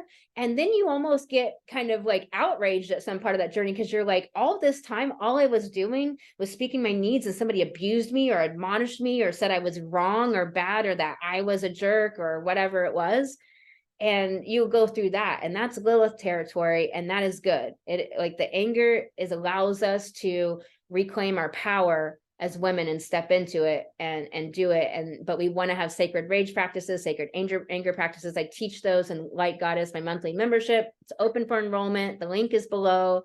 We do big things. We rise together. So you will get coached by me if you come in, hassle-free cancellation. But it's like how we change that. Here's the thing is that when you've never been assertive, it feels like you're being aggressive at first. And when you've never been shown up confidently, it feels like you're being arrogant at first. It's not that you are. It's just that you don't know, you're not familiar with it. You don't know how it feels in your body. And for those of us who are always wanting to be nice and kind and compassionate, it can feel like you're being an arrogant jerk when you are confident and assertive. And those around you that aren't used to you stepping into your confidence and assertive might be thrown off guard by that and might be off kilter, and they might have to adjust. And you can't let that thing make you think you're doing something wrong by standing in your assertiveness and your confidence. So I hope that helps you with that piece of it, because we're going into that Libra South node that it's all about this stuff. 18 months of this stuff is going to, people pleasing, all this stuff is going to explode all over the collective for 18 months. So get ready. We have Aries archetype really stepping into that heavily. Let's go back to the chart. I'm going to show you this other amazing piece of this new moon that I showed you, the Shapely Tractor and Haimea and South Node conjunction trine the new moon. But then also we have Aquarius, the higher mind, quantum field, the universal intelligence, not Aquarius, Uranus, the quantum field, universal intelligence, higher mind is conjunct exactly Arachne, goddess Arachne, goddess grandmother spider. This is really powerful because I was talking about the web of life that you touch it by every action you take, intentional or not, conscious or unconscious. And that this new moon is planting so many seeds for the underworld and secrets to be revealed, so that we can keep healing humanity and moving out of this distorted Capricorn, so that we can keep healing the group think and the mind dominance and the the only valuing science in the mind and only certain ways sciences, not the other forms of science that aren't Western, where we know like Indian science, Vedic science, where we know that the universe is a living universe. The sun is a living consciousness. That stop looking for life, look for consciousness, and you'll find it on every planet, and you'll find it everywhere out in the solar system and out in the universe. That that there's just different embodiments of consciousness. The clouds are conscious. And so this Arachne, goddess Arachne, is also about our creations, like Charlotte's Web. Like Charlotte, she took stuff out of the trash and alchemized it, which as a goddess, we alchemize, right? And in Light Goddess, my monthly membership, we alchemize our emotions for our power, for our voice, for our confidence, for making more money. And we take, she took the things out of the trash, like some pig, terrific pig, and took these words out of the trash and made them in her beautiful spider web. And so it's like, what are you creating? What are you weaving into place? Like weaving, like women are the weavers of time, the weavers of the vision, the weavers of this Aquarian age that we're midwifing, the weavers of this return of the light, and getting rid of this depravity where I really envision, and I'm going to hold the vision and believe, but it's my hypothesis that centuries possibly from now, that with the return of the light, that it won't be that darkness, or that it won't be darkness, that it'll be contrast. It won't be darkness as in depravity like we have now, sex trafficking and murder and crime and narcissistic abusers and manipulators and all of that. That instead of depravity, it'll be just contrast. And an example is like the Arcturian species. They're working on moving more into their heart and empathetic intelligence. It's not that they don't have it, but we're more mind dominant and intellectually based. And they're seeing that contrast of really needing to connect heart and head, heart and mind.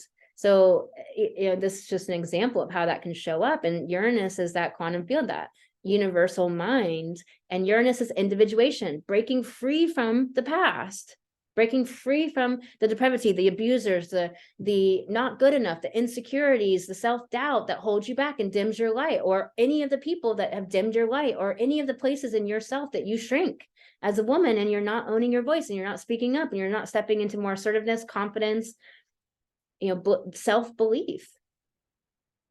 And so that's what this is, so powerful during this new moon. And also know that there's this trine to Saturn, to that south node during this new moon. So, the trine being, society, our structures, that the ones that are meant to dissolve are dissolving, the patriarchy is dissolving, and there's this healing. This trine is where we can heal, we can move through it, we can understand it, Gemini, and we have clarity, and we can face it, we can access it. So it's so beautiful, really, really beautiful.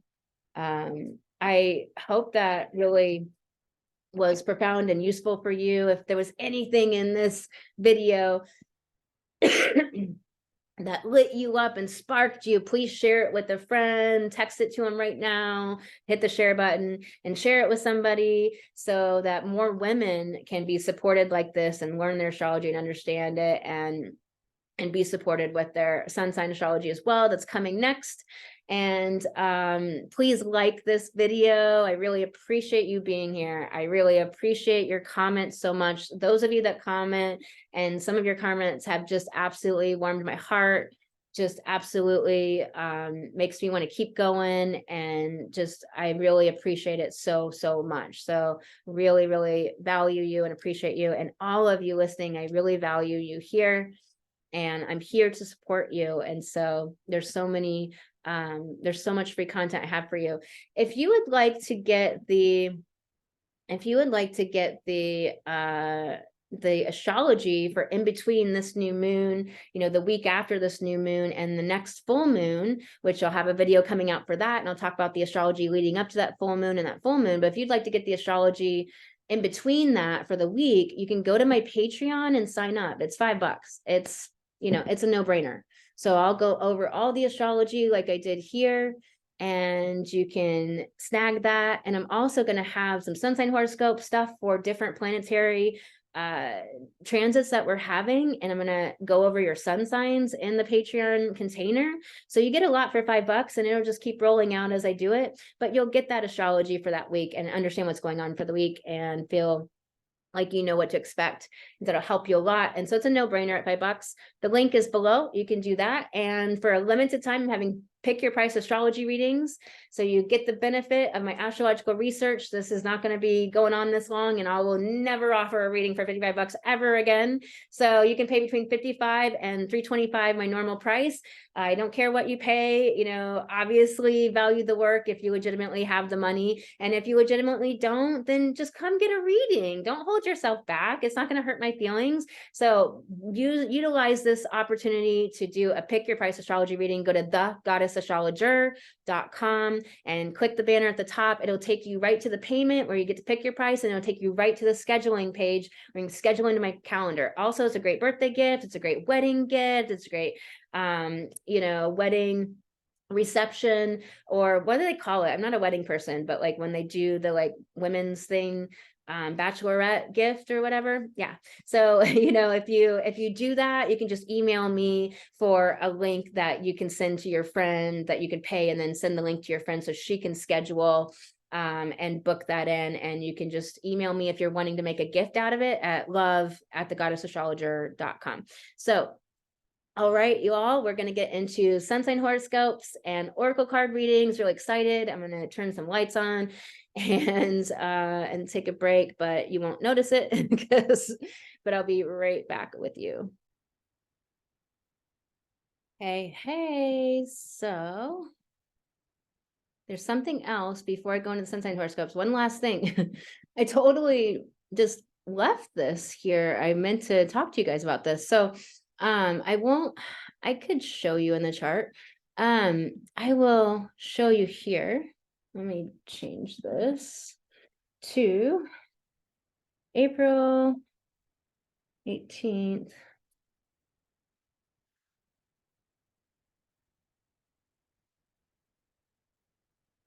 And if you see this anywhere else, you know where somebody got it, because I did a lot of work to find this. Felt like I was in Lost for a while, the show. Anyways, this Pluto South node here isn't it so cute? It's a baby Pluto. I told you about. So I get very excited about the like miniature glyphs on the software. I just love them so much. I just want to get like baby Plutos and baby Neptunes and put them places. I don't know where, but okay. So it's in Aquarius, 0 degrees, 0 minutes in 2591 in April, which is the month of global astronomy, global astronomy month. Yeah, something like that. So, so this is part of something I wanted to really bring to you in this new moon video, actually, is that, you know, we are midwifing the Aquarian age. And the thing about the south node of Pluto is it denotes what has come before. It shows us the past of Pluto being the collective soul, the world soul. And so what it's showing us is in 2591, all of those that are alive then, possibly you in a new life, is that what we did now. So what we've done from 2023, and you can say, you know, 2020, you know, go on back to however long maybe you've been in this for 25 years, working to bring the return of the light to the world. Let me move this so you can see this. So, you know, just do it for yourself for however long you've been working for this. But I'm gonna put 2023 for this year, that, you know, we are working from 2023 to 2591, you know, it's literally 568 years to bring this return of the light. And this Pluto South node is showing us the past.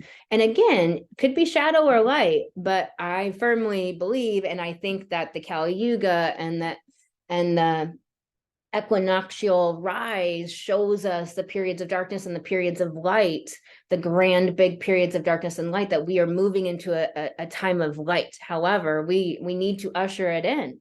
It could be now. We could live that for the rest of our lives, and we could help the generations to come to experience that in their lifetime, instead of trying to make it happen in the future. Make it happen in the future. Bring it in now. Usher it in now. Do the healing now. This is why to do the healing. This is why to deal with that sewage in your subconscious. This is why to face all of the struggle bus and the challenges. It's because we can live the return of the light now, and we can help so much of the planet and the people and the children heal. And so this South Node is showing us that this was this Aquarius. Man, is it at 20 degrees? What did I do something? 2591. Oh no, sorry, this is Neptune's South Node. My bad. Sorry, this Pluto South Node here. So this Pluto South Node here in Aquarius at 0 degrees, this is when it first enters Aquarius. It'll go back and forth between Aquarius and Capricorn for about 250 years until 2841. And I know this might be hard to conceptualize and thinking of, like, 7-8 centuries from now. But 2841 is when it'll finally go into Aquarius for good. But that is when I believe the Aquarius age will begin. I don't believe that it's always denoted, and it's not. You have proof and evidence that it's not always denoted by Pluto South Node. But this time I do think the Pluto South Node denotes it, and it lines up with the equinoctial rise. It lines up with the Kali Yuga, and which is how we kind of understand when the Aquarian age is. Because there's no definitive hard line in the sand. It's this day. You just can't do that. It's more of something that's experiential by the people. And so some of us will be experiencing it now in the return of the light now. We are the ancestors to the generations coming behind us that will be living in the Aquarian age. We are in the time period between the Pisces and the Aquarian age, but we can live the return of the light right now. And so many of us are. I'm in my light, I'm in my highest self, and I'm always healing, growing, and I've done the bulk healing of just all of that old trauma and abuse and stuff that I went through and my past life stuff. And, it's just such an amazing life now. And where are you at with that? And so realize that there's that in 20 and 2591 that, it'll be ushering in the Aquarian age. And in 2841, I believe it'll be solidified. And this South Node of Pluto is denoting what came before, that for this 568 years, for this time period right now of our life, for the next 50 years, 80 years of our life, what we are doing is ushering in the light, ushering in the Aquarian age, is saying no to the transhumanist agenda, saying no to AI and the technologies that would serve to control, that would be very convenient today, but only serve to control us and dominate us later, saying no to monopolies and saying no to top down. And we're creating the new life. That's why it's so important for you to stand up and to claim your voice as a woman and to own your power and to heal, because we can experience that in our lifetime and we can experience the good. We're the ancestors to the generations coming. So what we are doing is monumental. So look at what we're doing right now. We are doing this.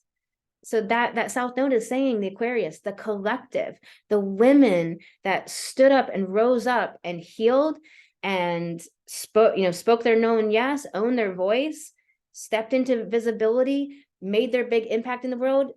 Like, we're mission-driven women.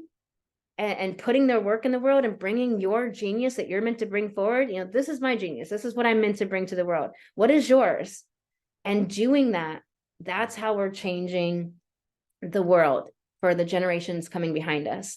And they're going to look back to their ancestors, us, and be like, damn, thank you.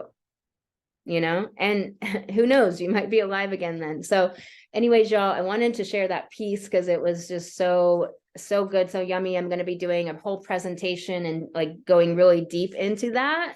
So if you're interested in that, I'll be sharing that in the weeks to come where you can find that. I will share that information. So let's get into the sun sign horoscopes. Let's get the chart back to this century.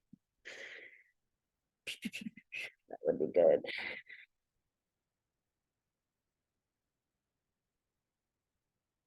And yep, and then we'll do this. I'll share the screen with you here in a minute.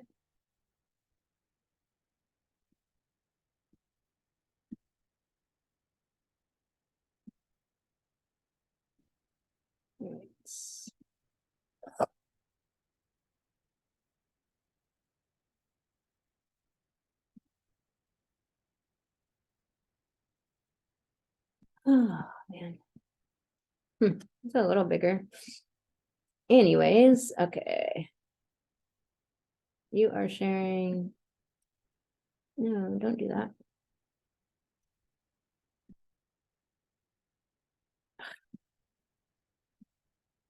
Zoom, man. I don't know when I'll get off Zoom or if I will, but for now, some things are less. Okay. All right, y'all. We'll go into the sun signs and pull cards. I'm going to pull from the Sacred Creators deck. And I'm going to pull from the Feather deck. I found my unicorn deck. So been wanting to get the unicorns out as I love them. And I believe they existed because their horns were made out of cartilage. And so they would have disintegrated. So there wouldn't have been evidence of their horns. They would have just looked like horses. So I believe in unicorns. All right, let's do this. Aries, full moon for you in your third house, Ultra Gemini. This is around your mindset and around being ambulatory in your area. Gemini is a very ambulatory sign.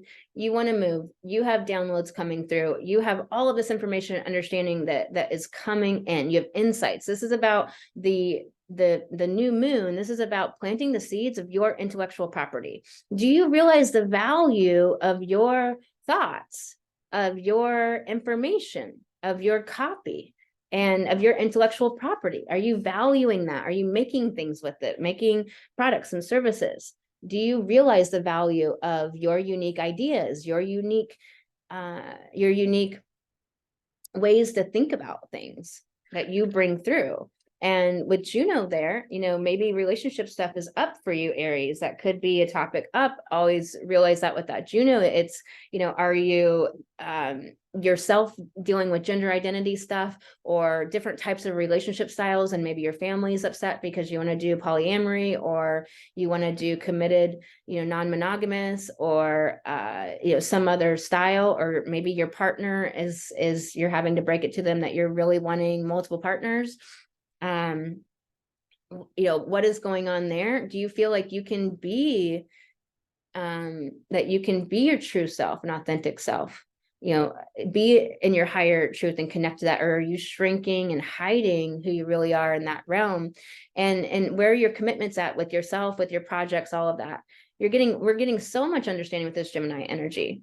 And for you, the Galactic Center is in the 9th, about your expertise. And so this is really so much about what you're creating in the world.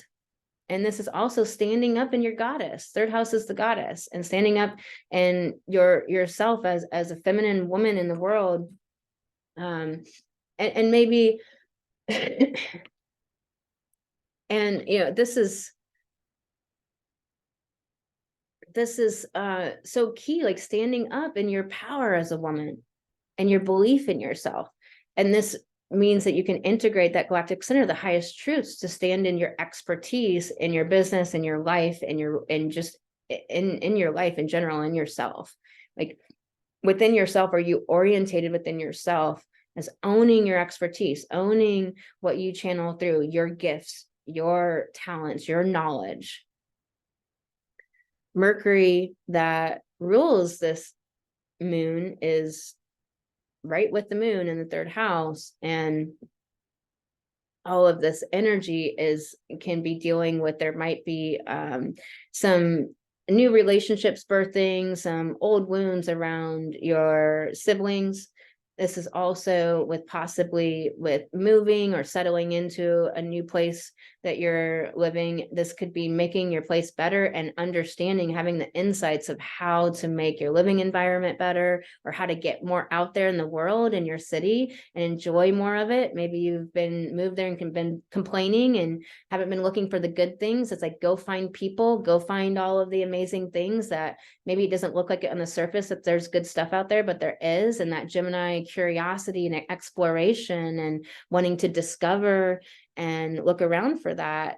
This Neptune and Saturn is in your 12th house and the square to that, meaning that there could be a lot of angst around healing some past life stuff, some wounds coming up, some places where you are seeing Gemini, Mercury, seeing and understanding the abuse, the wounds, the abusers, you're seeing past lives and how they relate to this life, correlate to this life, and how to resolve the issue or the thing that was the problem in that past life that's causing trauma or wound now. And with it being a square, you maybe not know how to do that. You might be searching for the information. You might feel all of the emotional stuff coming up from that, but not quite understand what it is, that it is that past life material. And it can maybe be hard to get structures in place or to complete projects right now. It's not going to last forever. Just realize that. This South Node, shapely attractor, it's in your 8th house. And so there's not really a lot of secrets that you can hide around sex, death, and taxes, around your connection. It's time to come out of the closet with your connection to source, connection to the spiritual world. Like, come out of the spiritual closet. All of those people that are staying in the spiritual closet are like keeping the world from not evolving at the rate that it could, at the speed that it could. Understand the Uranus and Mercury have really sped up. They're very zoomy. And so it's a very buzzy energy. And we're wanting to Uranus individuate from the past and break free from the past. And so come out of the closet spiritually, be your true authentic self. And there's a trine to that where you're supported in that. And there's a trine to Saturn to make structures based on your healed self, based on the spiritual and the spiritual invisible realms, like understanding the magic that you are and the power and bringing that forward. And being willing to be vulnerable in deep, intimate bonds. There's also this Uranus Arachne here in your 2nd house. So it's very much about creating abundance and creating self-value and really knowing your self-value, like really connecting into that. Like Arachne's conjunct the higher mind and the planet of individuation and breaking free from the past. So it's saying that if you do that work, it's going to affect the quantum field. It's going to affect the web of life. Or if you don't, again, it'll affect the web of life and it'll ripple out. And so what do you want to ripple into the future? Sometimes there's this idea that something that was so cataclysmic, that is so traumatic that happened, that it blows this vibration, this resonance back into the past. And so if you're in the past and that's your future and it hasn't happened yet, you can get the psychic data and information from it because the resonance of it is so big. So it's just an idea out there and a hypothesis, whatever. But it's that kind of thing with this Uranus and its 2nd house stuff, self-sufficiency, your ability to know your value, create value in the world that then creates your money, that or create, space that you hold for people or whatever it is that you create. All right, Aries, let's pull you some cards. No, whatever that came from. Okay. What's your honest truth? It's in a self-protection message. So what's your honest truth of really getting to your authenticity? Like there's something here about not wanting to be authentic. And why are you dimming and shrinking? Is it because that you're afraid you'll lose somebody, or because you're being abused or admonished by someone, or, what is that? Why are you resisting being your true self? Creator water also, it's in a, okay, in a, in a self-care message. So water is in feeling your emotions. There's a lot of fire energy with Aries and Leo right now, with Mars and Venus and Leo, and that Chiron and Aries, and the moon having gone through Aries this week before this new moon. And so it's this water energy and all this buzzy mental energy, and the planet's speeding up. Like, get into your body and be willing to feel your emotions, and they're going to give you the information you need to connect to the past life, to heal that past life stuff. It's also going to be your power and how you can transform and how you can transmute the difficulty thing that you're having. Get back to the elemental. It's really this big message here to get into your body, breathe, use somatic exercises. There's a lot of great accounts on social media where you can look for somatic exercises, move your body, do yoga, walk, connect into nature, get back to like good sleep, good food, the healthy routines, shutting the TV off before you go to sleep, good sleep hygienes, things like that. Get back to those good routines that nurture and support you to be able to face the things you're facing and step into a greater version of yourself, or this next upgrade of yourself. And upgrades can often feel unsettling. So because you're stepping into that new version of yourself, it's territory you haven't covered yet, right? So the time is right to release old patterns and release old patterns and energies. 12th house, Neptune square. You are ready to embrace change. You got the chickadee. The chickadees are so awesome. They're very friendly, flirty birds. And so this time is right to release old patterns and energies. You're ready to embrace change. So you've got a very clear message of needing to get out of the head, needing to get back to the basics. And then there's past life, old wound stuff coming up, and you'll be supported in doing that, to releasing all those old energies. So I hope that helps, Aries. Sending you lots of love, and you can book a pick your price reading on my website, and I will talk to you next time, Aries. All right.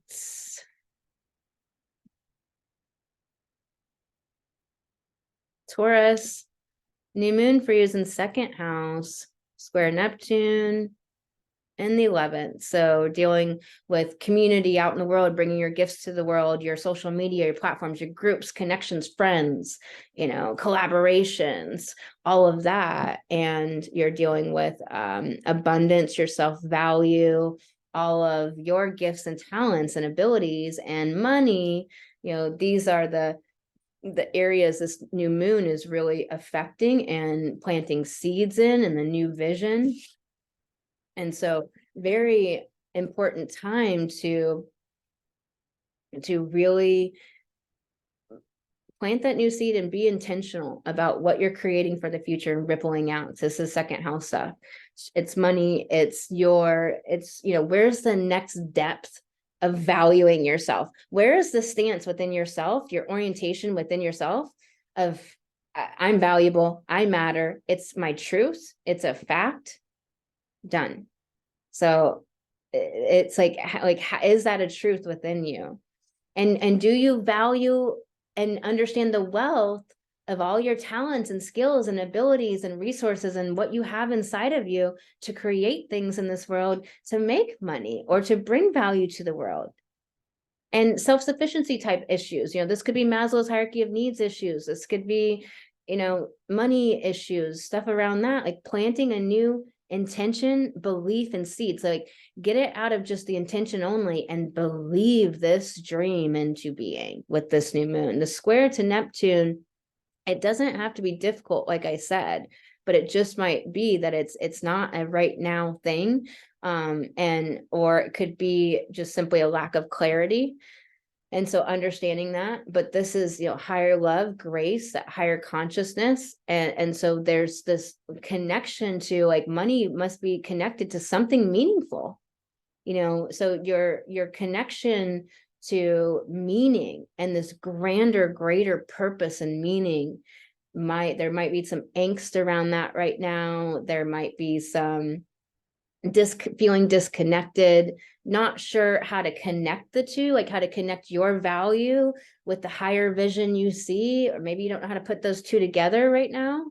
And so understand just what that square is. It'll come off of that, and it'll make an exact square 2 hours right after this new moon, and the sun will make an exact square the next day, and then it'll come off of that square. And so you'll start to get more information about that on Monday and Tuesday. So Monday and Tuesday, expect the clarity expect to have the answers and the understanding of that. And then this South Node and Shapely Attractor conjunction is in your 7th of relationships.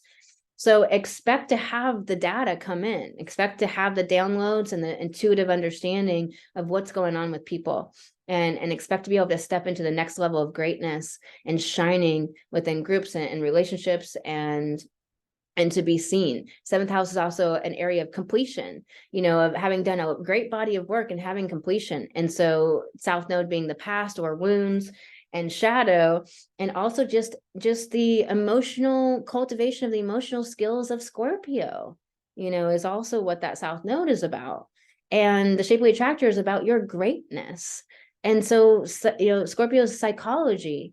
And so understanding the psychology of 7th house, other people, of, why the dynamics within relationships, the dynamics within others. If you're, a seer, coach, or healer or something, like understanding all that and having this culmination, having this fruition of the 7th house of like, I understand all of that, and taking that to be the expert in your work.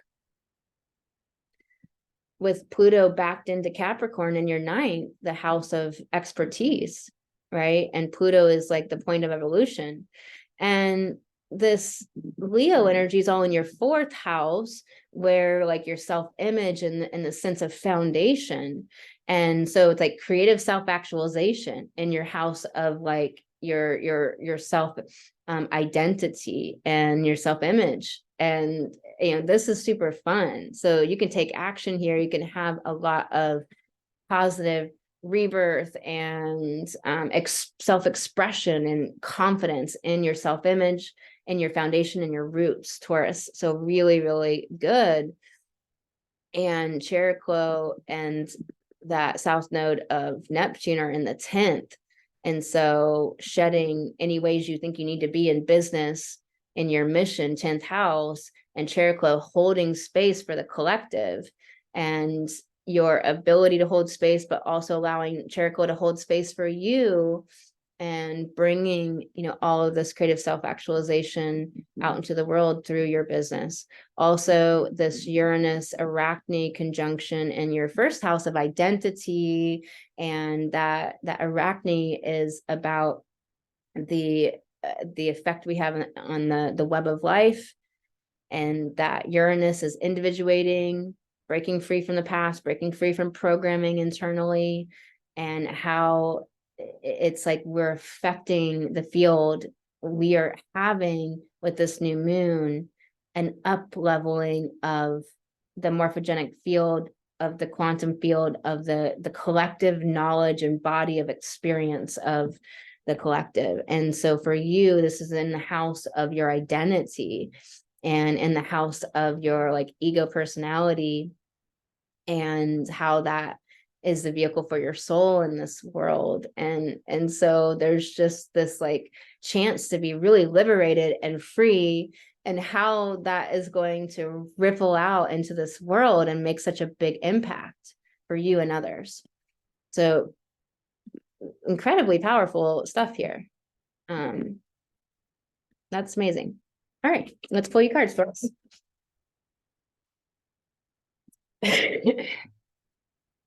What's your honest truth? Okay. Let me just shuffle again. I'm going to leave that out because it pulled out. I trust the cards. I trust the cards, y'all, but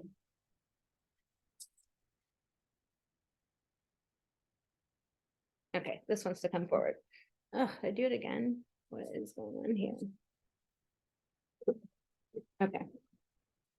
So what's your honest truth? And it's in reverse. It's in a self-care message. And so I'm just going to tune in for those of you out there in this Taurus energy that it's, yeah, really wanting you to separate from any lack of authenticity. And to do that, you're going to have to ground down into your body, because it might not be your first response always, because of abuse or trauma, or just simply self-protection mechanism. It might not be your first response. And so your first response might be to hide or shrink or dim or placate or appease the other person or to make them happy. And so your honest truth in every situation, every scenario, it means you're going to have to sink down into your body and listen to that intuition, navigate the world with your intuition, and take care of yourself. Good food, good sleep hygiene, all that kind of stuff. Befriend the word polarize. Where are you feeling too all or nothing? Where are you feeling like you are in such an extreme of something or the other, and you need to bring it back into more of understanding a middle road with it all, and understanding that polarizers, that we live in an oppositional universe. There's nothing wrong with being completely, like, I'm completely a woman. That's how I identify. I'm biologically a woman, and that's what's right for me. And I also accept all of the other gender identifications and the way people want to be in the world. I also accept all of that. So it's like, I'm not polarized, even though I'm very staunchly a woman. I'm in the feminine arts. I teach about goddess culture and that times, and I help women return back into their feminine energies.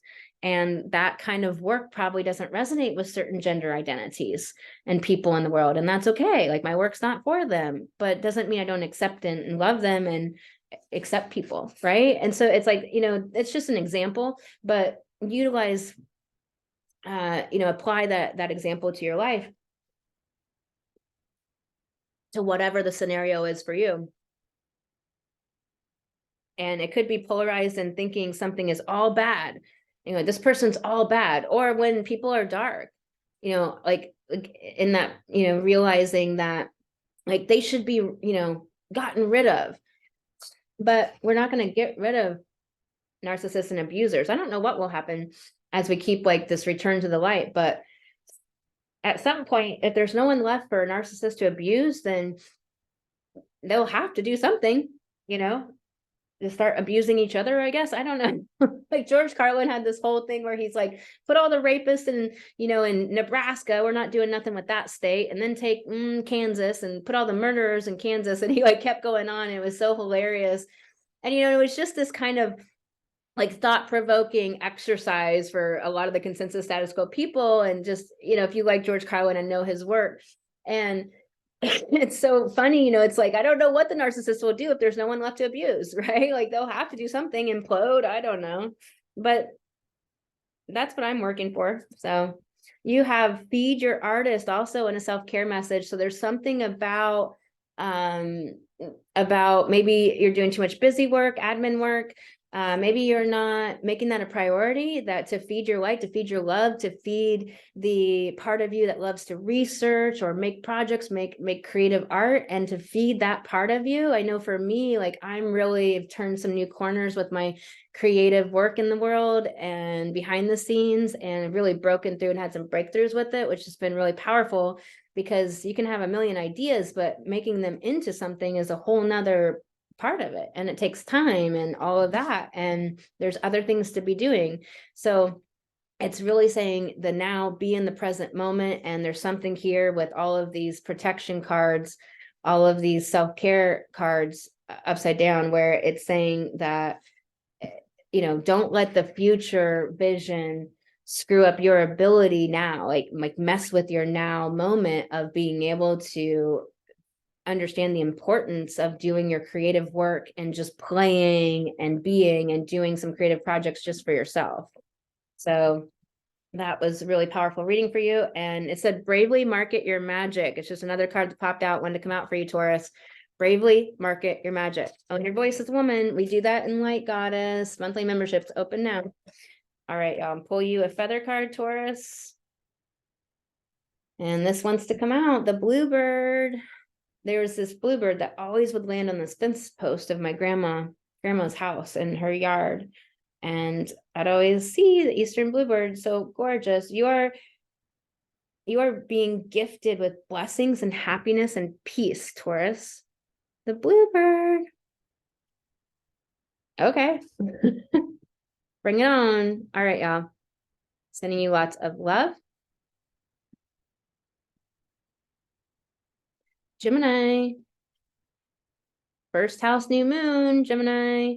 Square Neptune in your 10th house of your sacred calling, your mission, your career, your business, your reputation in the world, how people see you.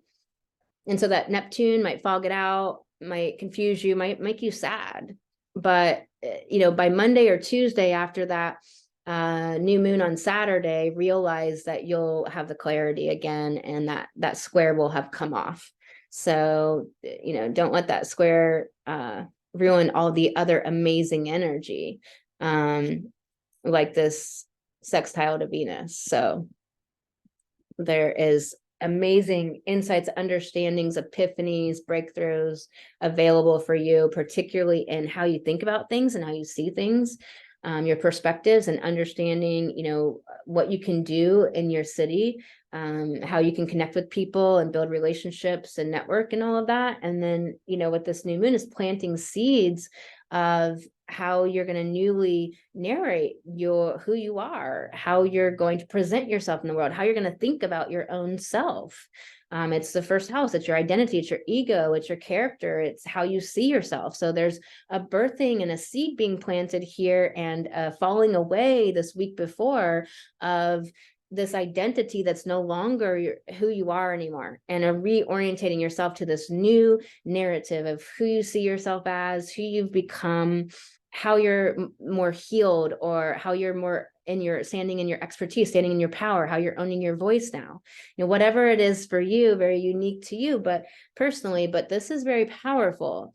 This Shapely Attractor South Node is in your 6th house of your daily workaday life, also lifestyle and life force energy, your health. So it's a trine to this new moon of revealing information around how you can step into greater health, how you can push the edge of your greatness, and how you've healed, what has been healed, and also really understanding things from a psychological perspective, the psychodynamics of your day-to-day life, what's maybe been stopping you, preventing you from doing things, how you're going into it, all of that. So really good there. And yeah, that's a trine to that. There's this Uranus Arachne conjunction in your 12th house. Arachne is about that creation, taking things out of trash, alchemizing it, making beautiful things. It's the creator spider, it's the creator goddess, it's creation, creativity, and connection to the higher mind, the quantum field, the universal intelligence, Uranus, breaking free from the past, individuating and creating anew from that new individuated place, individuating from 12th house stuff, past lives, old wounds, traumas, all of the self-doubt, not good enough, all that kind of stuff. And then creating something magical and beautiful and amazing.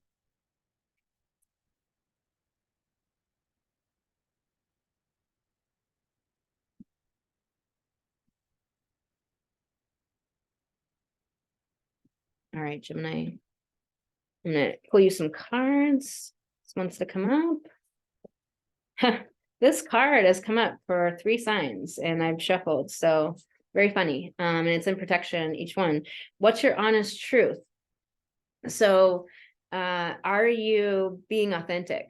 And, you know, the Shapely Attractor is speaking to the inability to be inauthentic.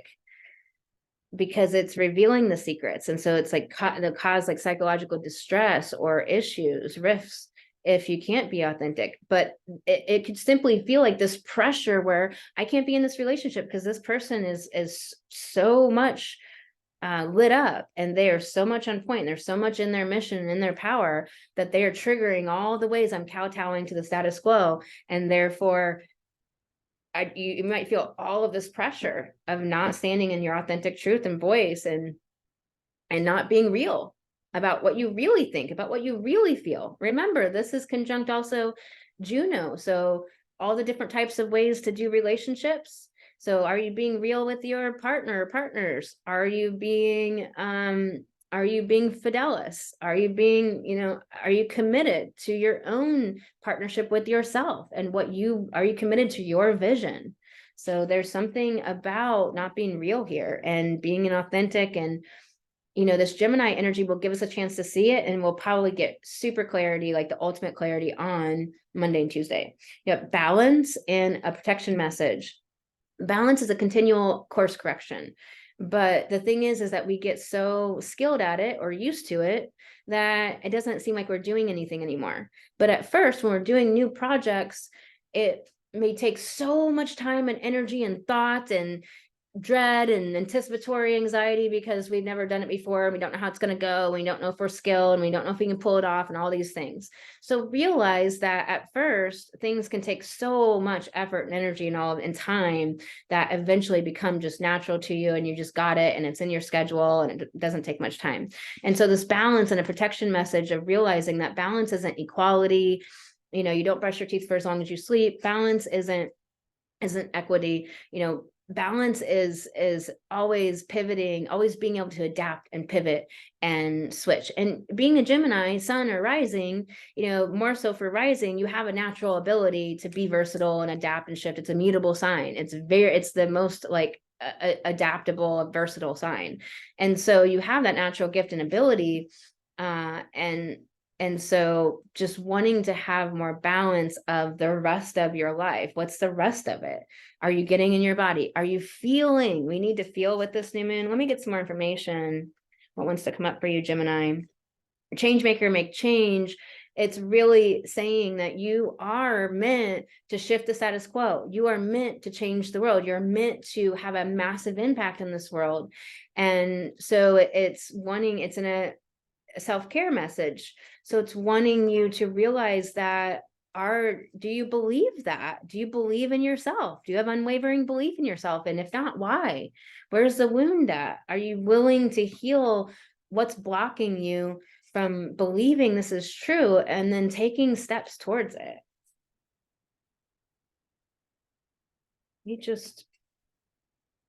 There's a lot of self-protection cards coming up. Self-protection. I keep calling it self-protection. There's a lot of self-care cards coming up with these readings lately. And then the last card you got is raw intention, which means that like get to the essence of it instead of all this mental thinking around it all. Like if you're trying to see like your vision, your project, like how you're stepping out into the world, like get to the essence of it. What's the thesis instead of the whole essay? Just get to the thesis of it. And that intention, passion, belief, enthusiasm.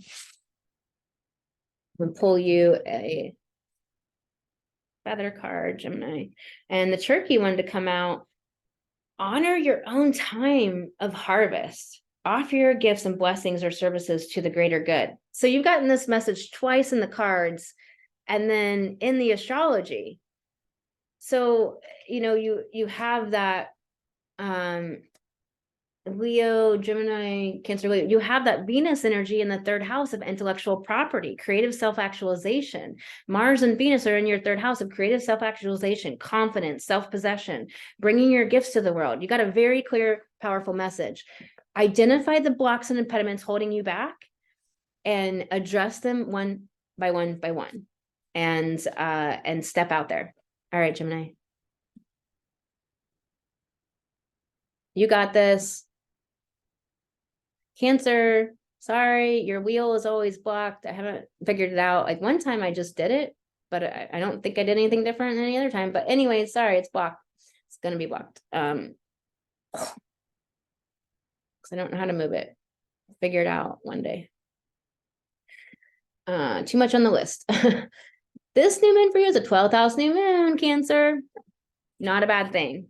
Planting seeds of healing, planting seeds of moving into the future. This is a completion, a culmination, and because it's the balsamic period leading up to then this 12th house new moon for you, it's a completing, a fruition, a culmination. So after this new moon, there's a really massive rebirth. And so you have to figure out what that is for you, but it's definitely in your perspectives on life, Gemini, the way you think about life, the way you see the world. And then there's going to be other messages coming up for you. I believe I'm getting that are going to be revealed, and look to Monday, Tuesday.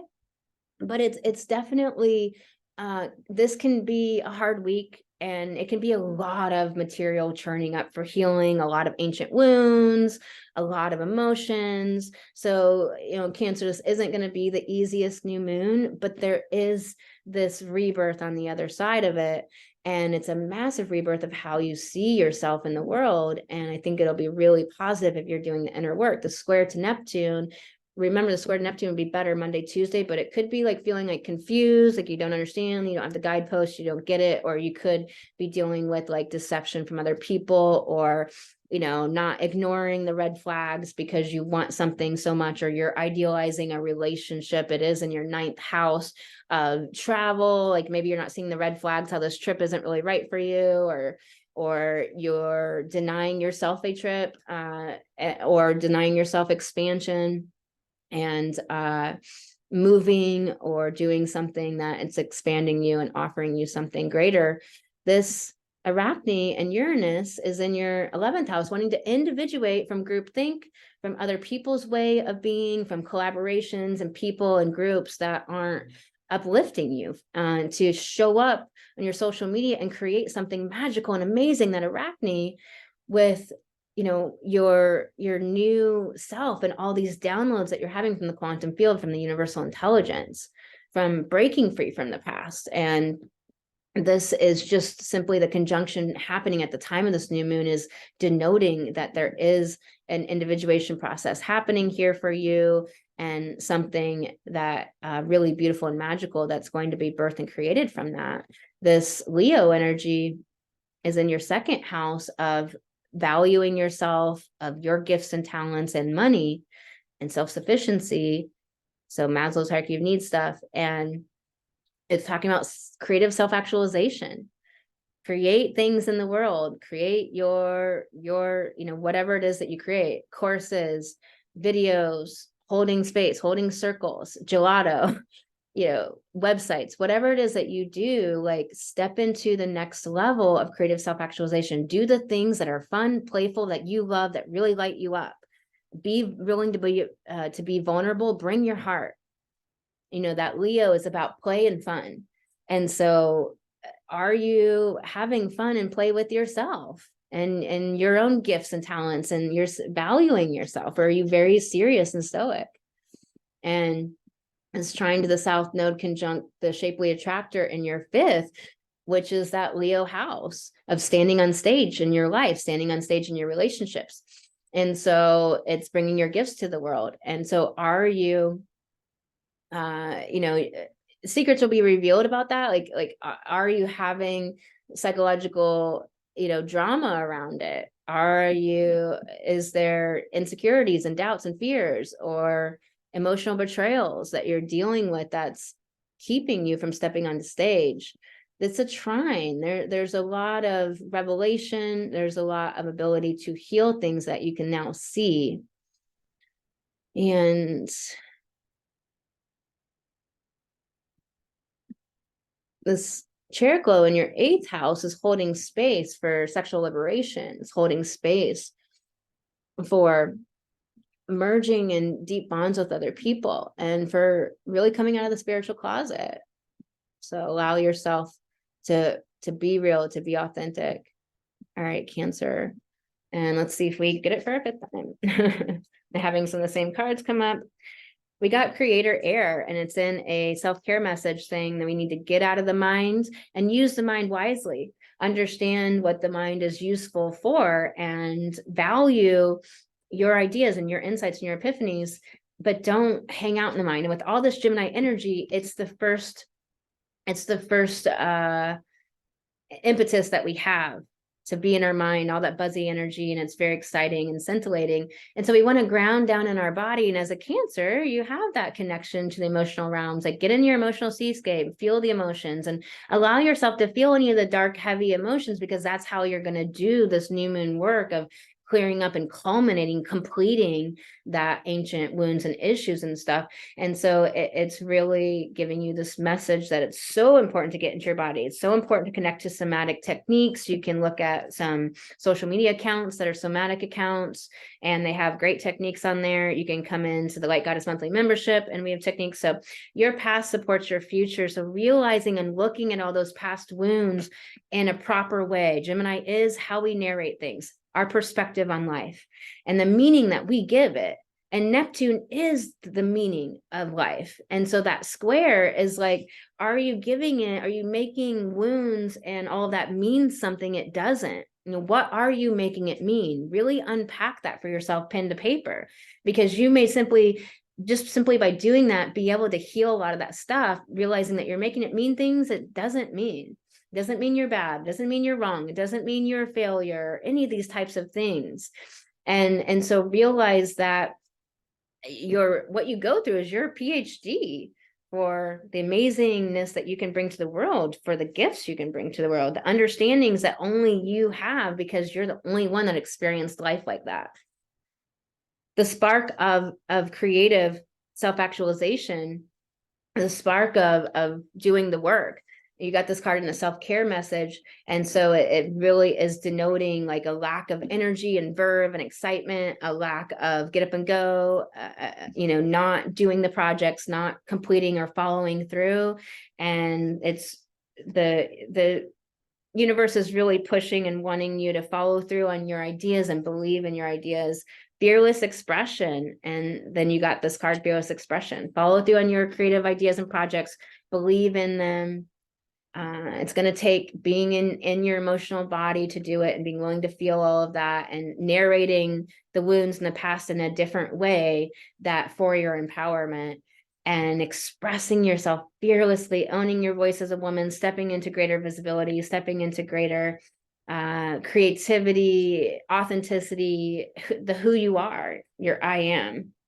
And so celebrate your wins. It's in a self-care message. So you're devaluing all of the maybe seemingly micro things that you accomplish and you make happen. Value all the things you do, so that you're honoring what it takes to do anything in life, even if it's just the dishes and cleaning the house, like be proud of yourself, and put your hand on your heart. It's like, I'm really proud of you, and like as if somebody else was doing it for you, like knowing how maybe you're slodging through a lot of old wounds and emotions, and just cleaning the house is a big deal. So be proud of your wins, no matter how seemingly micro or mundane, or how it's just supposed to be something you do, they are. And then really honor what you accomplish, like in your business and with your projects. Let's pull you a feather card.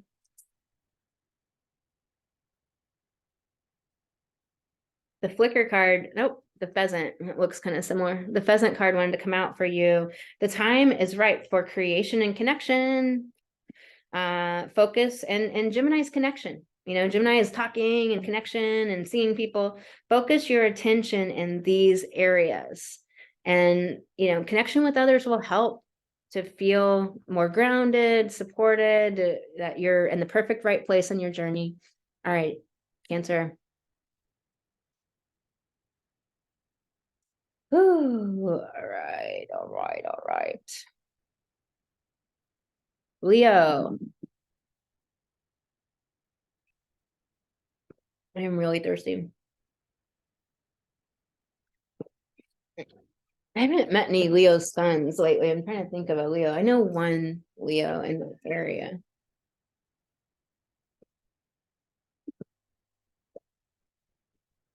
Oh. All right, Leos out there. This new moon is in your 11th house. social media, collaborations, friendships, connections with other people, getting out in the world, networking, building relationships, meeting people and sharing your gifts, sharing your talents. And, it's a thinky moon. It's a moon about connections and talking. So this energy will really help you do that. It's really planting the seeds for maybe new collaborations coming up in your business, maybe new friendships and connections. And that, that Juno could be talking about, different styles of types of relationships. Maybe you have to narrate it differently for yourself. Maybe you have to stand true in your values so that other people can get their shit together around it and accept you. And it's the square to Neptune that's going to feel better on Monday or Tuesday. This new moon's on Saturday. And realize that you'll get more clarity and come out of that confusion on Monday or Tuesday. But during this new moon time, Saturday, Sunday, Friday, it can feel like confusion, cloudiness, lack of clarity. It can feel like maybe you are trying to ignore the red flags because you idealize some type of Juno relationship or some perspective on life. And so you're just like so committed to that perspective of life, and you're ignoring the red flags, or you're ignoring other people's opinions or ideas. It's, in your 8th house. So maybe you're ignoring your partners and your deeper relationships. You're ignoring the red flags with them and how they're telling you like, hey, I'm about to leave because you're not getting it. So it's just like, be aware of what you deeply long for and desire, Neptune, and how you might be ignoring red flags, Neptune, illusion, delusion, lying, untruth. So all of this Leo energy in your 1st house is all this, creative self-actualization, being in the heart, coming from that playfulness and that fun. And so there's all of this support to step into this greater identity of that playful side of Leo. Leo can show up as very royal. It can show up as superior. It can show up as controlling, but the conscious side of Leo can be very like focused, fun, creative, enthusiastic, and all of that, like very inspiring and very much the performer. So get out of your straight man and get into the funny woman. So there's that. And then the shapely attractor South Node conjunction in your 4th of self-identity and your roots and your foundation. It's going to be hard to hide what's really true there. And it's going to be hard to hide from it. And it's going to be up in your face. You're going to be seeing it. You're going to be seeing the psychodynamics and the dramas and the issues psychologically. And like within emotional betrayal and that realm that's coming up. And it's coming up to be seen, and it's a trine to this new moon so that you can move forward and move into a healed place, a healthy place, move into a more positive fruition of that. So that is coming up. And this Uranus Arachne conjunction in your 10th is this individuation from ways of doing business, from what people think about you, like breaking free from the past and the way that you cared about how people think about you.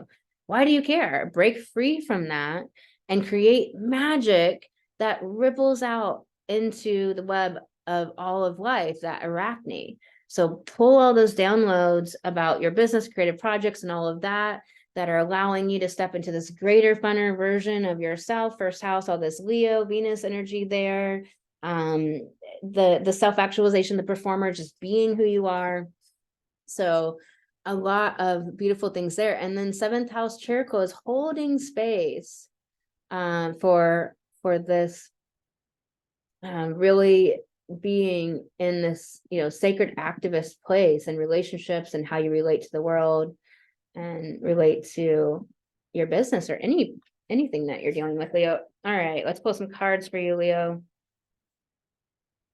We got the distraction of shiny things. So realize that everything that glitters is not, everything that's charming is not gold. So look for the red flags. It's saying that you're not seeing it. And it's also just saying that you're distracted by squirrel, this project, that project, everything to do. That Gemini energy is buzzy.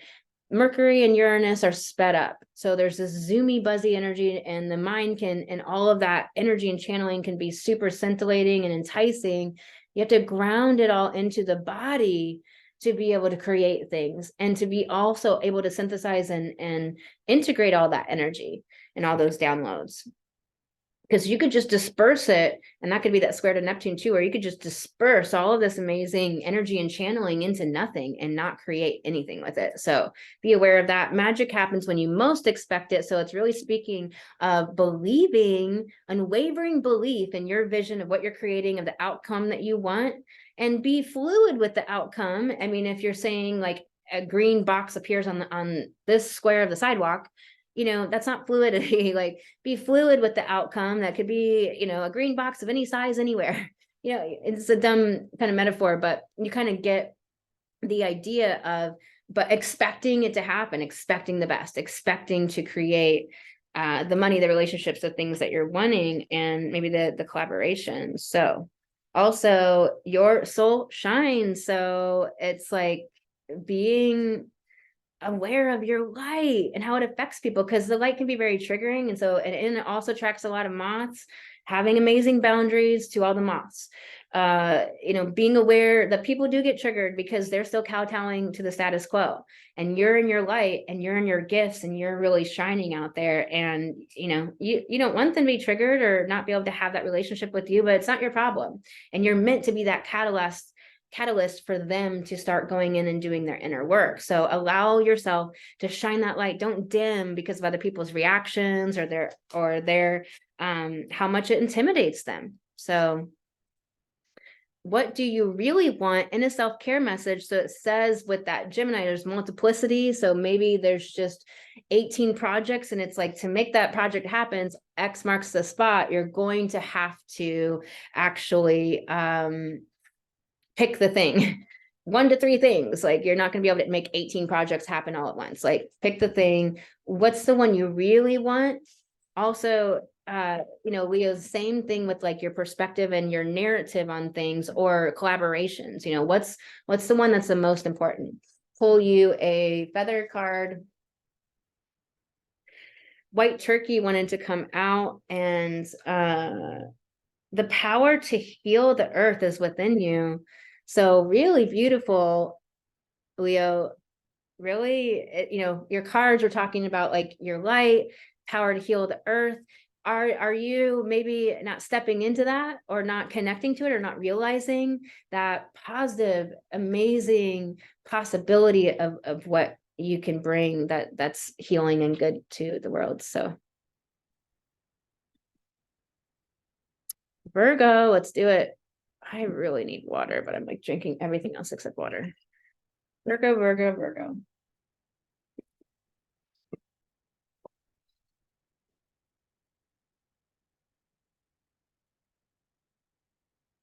All right. This new moon for you is 10th house, Virgo. So planting seeds in your narration and your perspectives and the way you think about your reputation in the world, how people see you, and your business, your mission. So really understanding that that you are really Gemini is all about like how we see things, understanding things, clarity. And the 10th house is like how people see us. So are you really narrating how people see you in such a way that you're dimming, you're shrinking, you're not being authentic? Maybe you're not doing the relationship that you really want. Maybe it's polyamory or committed non-monogamy or just whatever, or maybe you are a monogamous person and you're trying to keep somebody, and so you're not being real about that's what you really want. This is relationships. This is also commitment. So commitments to people, yourself, your own vision, your vision that may provoke the hell out of people, that people might not be ready for until 6-9 months later, till 2 years later, but being committed to it and putting it out there. What's the perspective that you have? Is that perspective serving you or dimming and minimizing you? This is a new moon to plant seeds, but the seeds are going to birth and grow, and they're going to grow right away. And with that shapely attractor to the south node, like, we're going to be really seeing something come up from under the deep psychological undercurrents all the rest of the year. And so this is healing so much massive old wounds, old shit.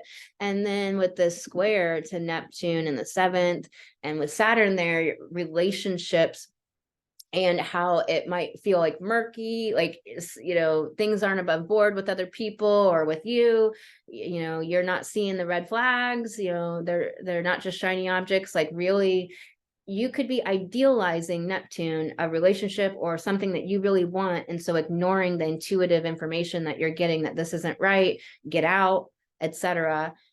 So you can be ignoring, and also you could be being lied to, or following something that's just not in your best interest here. They'll have clarity, they'll come off that square Monday, Tuesday. So look for that. You have this Leo energy in your 12th. So creative self-actualization, Leo, play, love, that enthusiasm, that confidence in the 12th. So there's a, like, you know, completing things in this place of love, play, confidence. Also, have fun with healing the old wounds. Have fun with the dredging up of ancient stuff. You know, don't let it all be so hard and stoic and challenging and serious. And also, like with that sextile to Mercury, like have fun with the way you see life and play, and let that be 12th house healing. Let that be completing some old stories and narrations that just don't serve you anymore. Really allow for there to be the sextile breakthroughs in your perspectives, your view on life, how you view healing and wounds even, you know, because the thing about it is when you truly heal completely, there's no need for forgiveness. It's not even a question anymore. You don't have the emotional charge. You can talk about them without being like, that person, because it's just truly healed. I'll tell you, there's some people where I'm like that with, and then there's some other people where it's not like a big wound anymore, and there's not any trauma or anything, but it's still kind of like, yeah, I don't really like that person, like just, you know. So it's like, that's one way to kind of gauge how far along, like where are you at with completing, you know, all of that karma and healing. I really personally, I want to be to where like, yeah, whatever, that person was whatever with everyone, because I don't want to have that old karma and I don't want to take it on with me. So think about those things. This Uranus Arachne conjunction at the time of this new moon is speaking about creating something beautiful, because you're breaking free from the past of indoctrination, beliefs, family beliefs, how other people see the world, philosophies, metaphysical views that just aren't yours, and breaking free from that and creating something beautiful, individuating, you know, downloading from the quantum field, the universal intelligence. And I think a lot's going to become really clear on Monday and Tuesday. So I think Monday and Tuesday for all of us are going to be quite profound and powerful and revealing. All right, Virgo, you got this collaboration of souls. So what was your astrology again? 10th house. So it's 10th house, and yeah. Okay.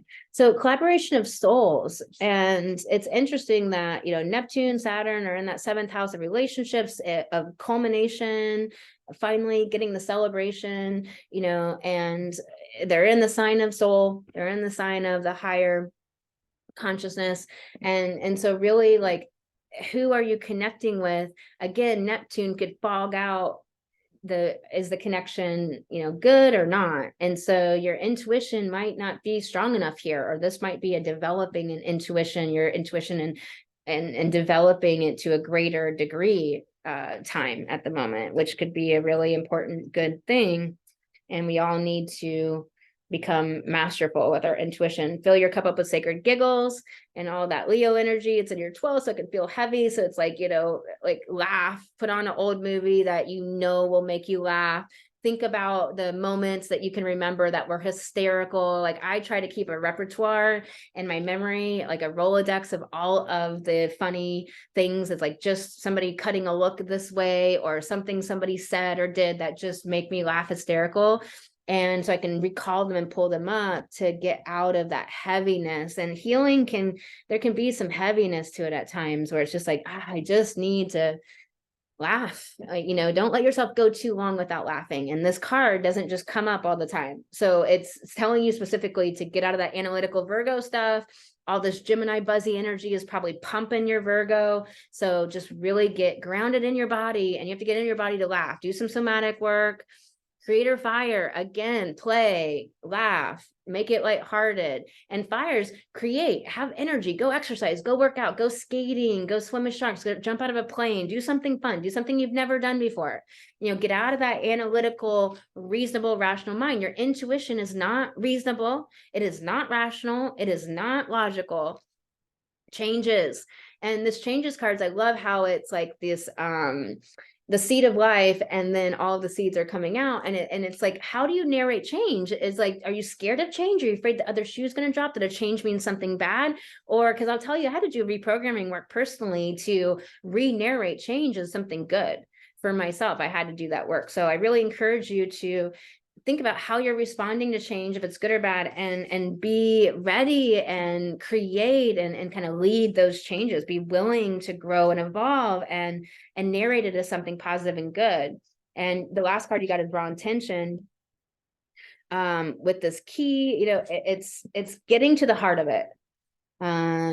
Get out of the essay and get to the thesis.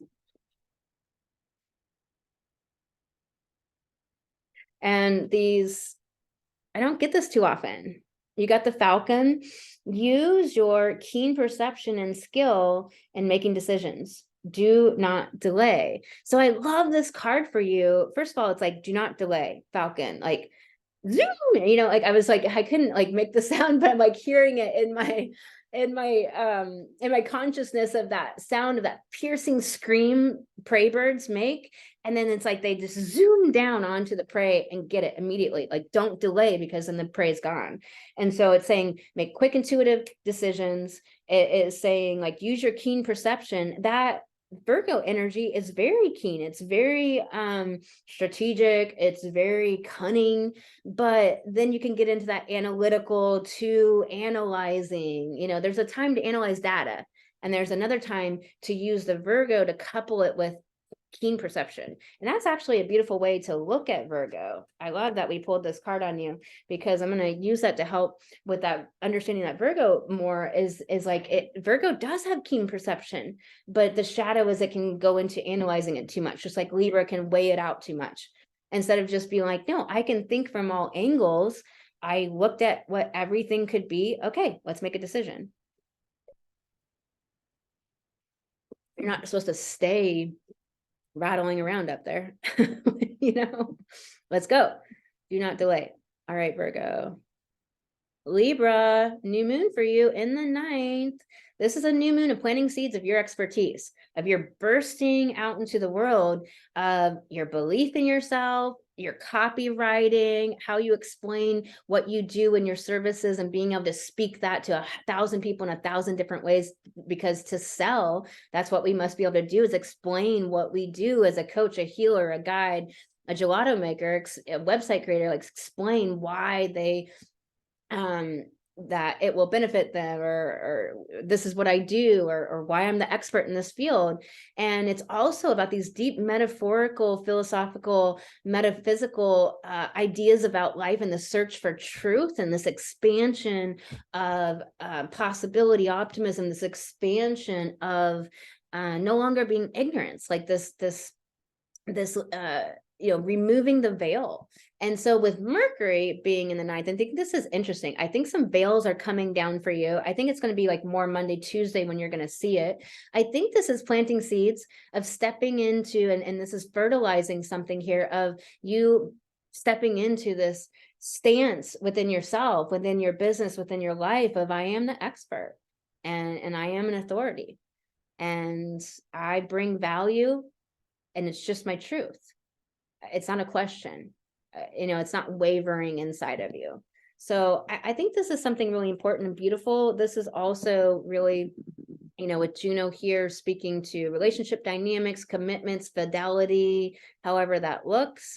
Neptune in the 6th, and Saturn there too, but a square to Neptune. So there might be this idealized view you have of how your business is supposed to work, and then you might miss the you know, the creative inspiration, the grace, Neptune coming in, of saying, do this project now. Like, quit letting your big vision screw up your now moment. Do what you can do now with what you have, and it will build upon itself.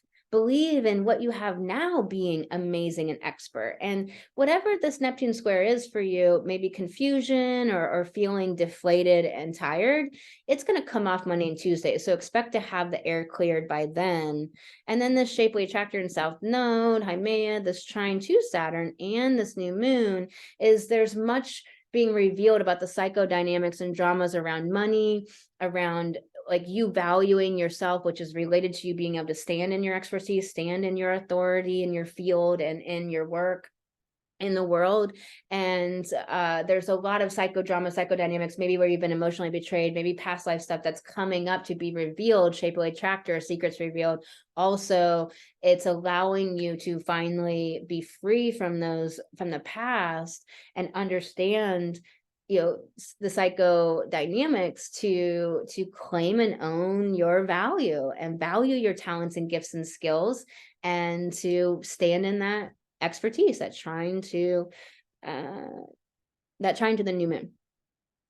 11th house, all this Leo, Mars and Venus and Lilith there, saying collaborations, your friendships, your connections to other people, your audience building, you know, creative self-expression, creative self-actualization, Leo, your heart, play, enthusiasm. So bring all of that to all of that. Friendships, audience building, collaborations, connections with people, relationship building, etc. This Uranus Arachne in your 9th house, in your 8th house rather, is this connection to the universal mind, the higher truths, and individuating from like sexual seduction, individuating and breaking free from the past of emotional betrayals, of bonds, deep intimate bonds that aren't for you, or from psychodrama, psychodynamics, or from money issues that relate to other people, you know, like the resources you get from other places and other people, and breaking free from the past with it, breaking free from the way you thought about it in the past, the way you narrated it in such a way that disempowered you. Now stepping into a new narration of it, Uranus, cerebral, that is empowering to you in Arachne, creating something magical and beautiful that ripples out and affects the morphogenic field, all that is. And it's really happening at the time of the new moon. It's infusing the new moon with this. And so there is this breaking free. There is this liberation here in this way. And whatever that is, you know, money stuff, dealing with other people's resources, or sex, or your connection to spiritual, like coming out of the spiritual closet and newly feeling confident in doing so, and that creating something magical, that Arachne, creating something beautiful, and that affecting the world in such a powerful, profound way. All right, Libra, I'll pull you cards.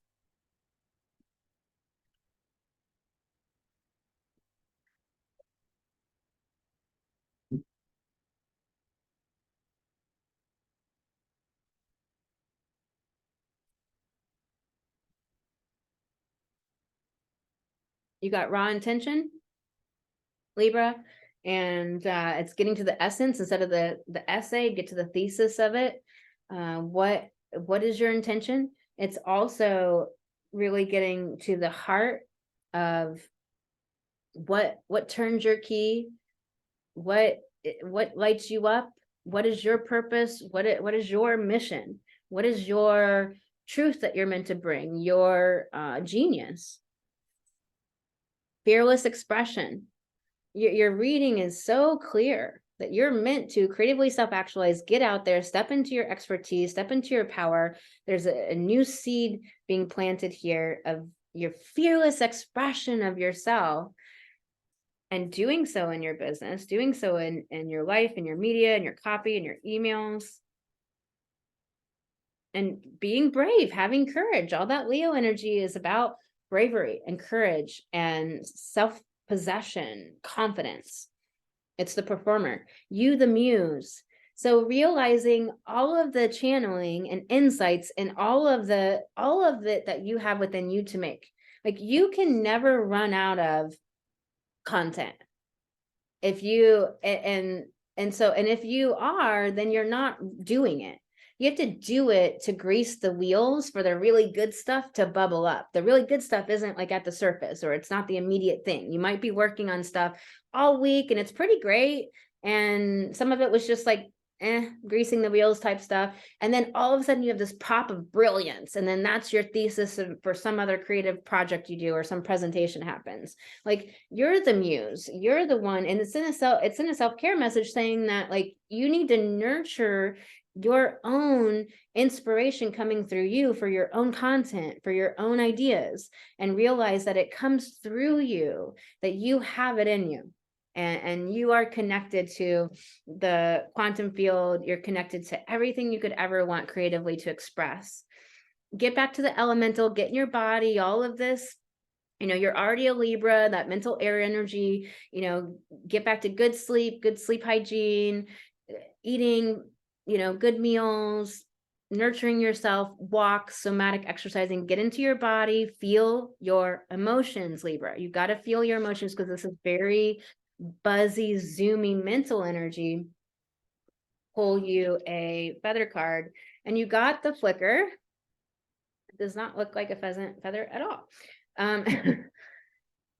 New rhythms are coming into your life now. You are encouraged to trust and adapt. So this is really holding true for your reading, that like new rhythms are coming into place. And this is really like in expressing yourself, speaking, believing in yourself. And so you're just encouraged to trust it, adapt to it. That Mercury is about adaptation and to flow. I think Monday and Tuesday will be really showing you a lot of understanding of everything. Clarity will be there. All right, Libra. Mercury. All right, not Mercury. Scorpio, one of them. All right, Scorpio, this new moon for you is in your 8th house. So your house, and so it's that house of death, sex, taxes. It's that house of the occult, and it's that house of the deep merging bonds, but it's a house of the synthesis and that deep, all the nutrients congealing and feeding the seed deep underground in that nutrient rich soil. It's that sort of energy in the 8th house. And it is this new moon, which is a planted seed. And so is this related to your sexuality? Is this related to coming out of the closet spiritually? Is this related to your more authentic expression of yourself? Is this related to individuating from emotional trauma and abuse and all of the deep underworld things or undercurrents from a relationship that's no longer serving you?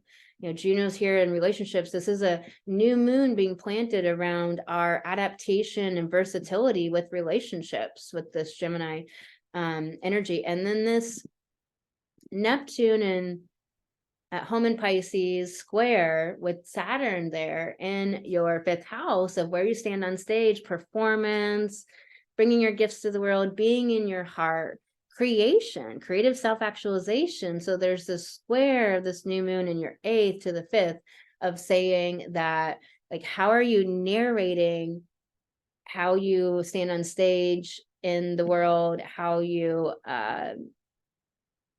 bring your gifts to the world, your confidence, your courage, your creativity, your creative projects, and what you make in the world, whether it's tangible or intangible.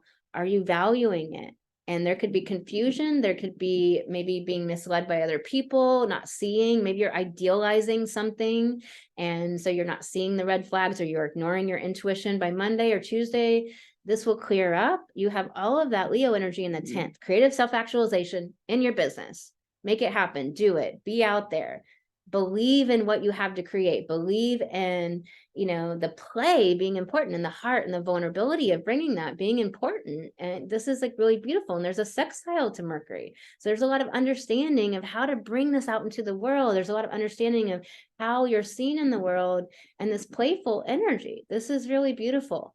This is making your projects real. This is making your creations into the world, birthing them, doing them. Maybe you're in a later phase of it. So stepping up to the next step, finishing, completion.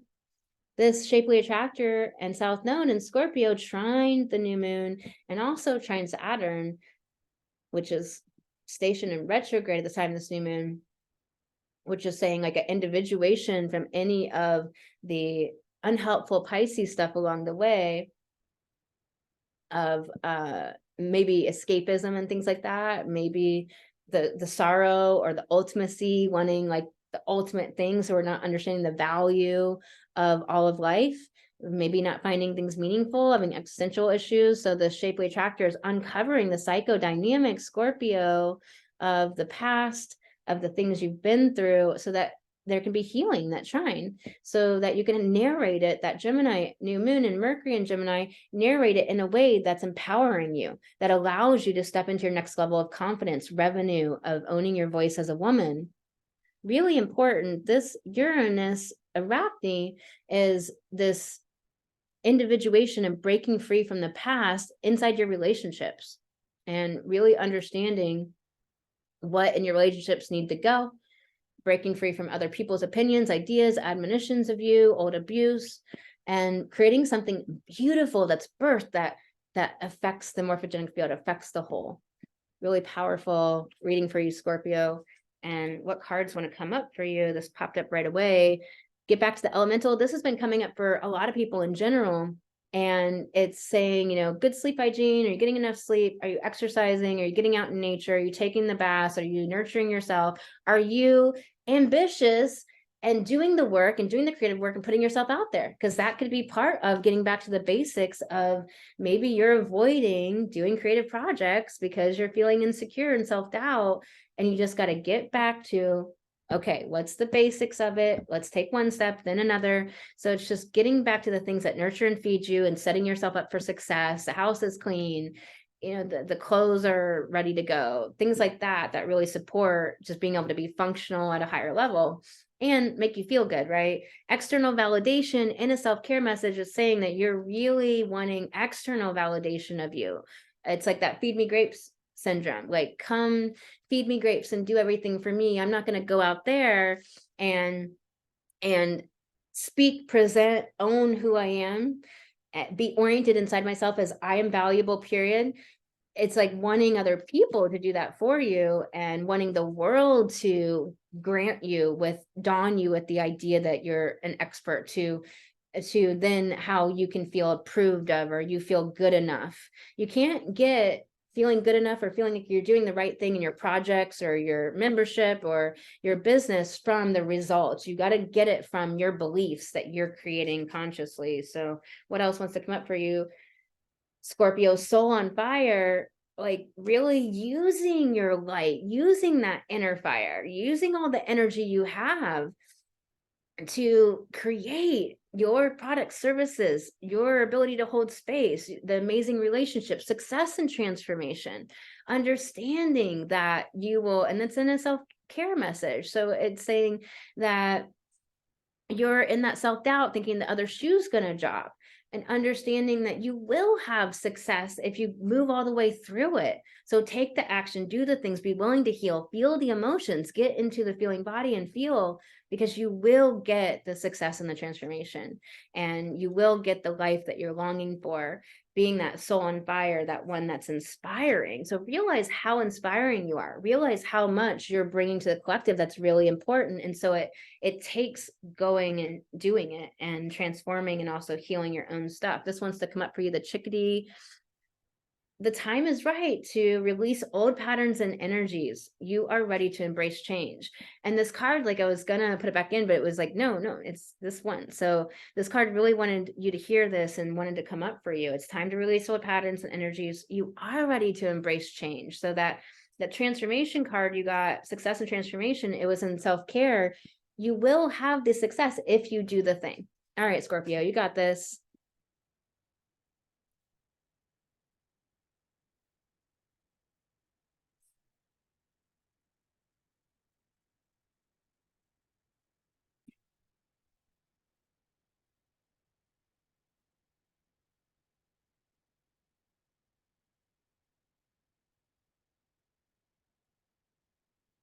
I don't know what that means. All right.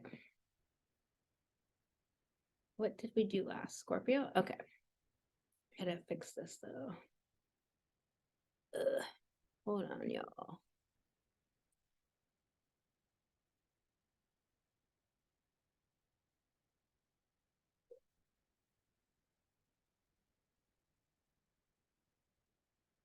Ugh. Come on.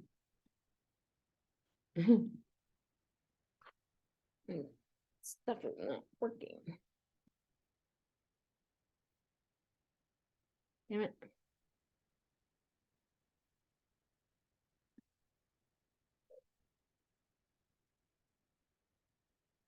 There we go. Jesus. Jesus.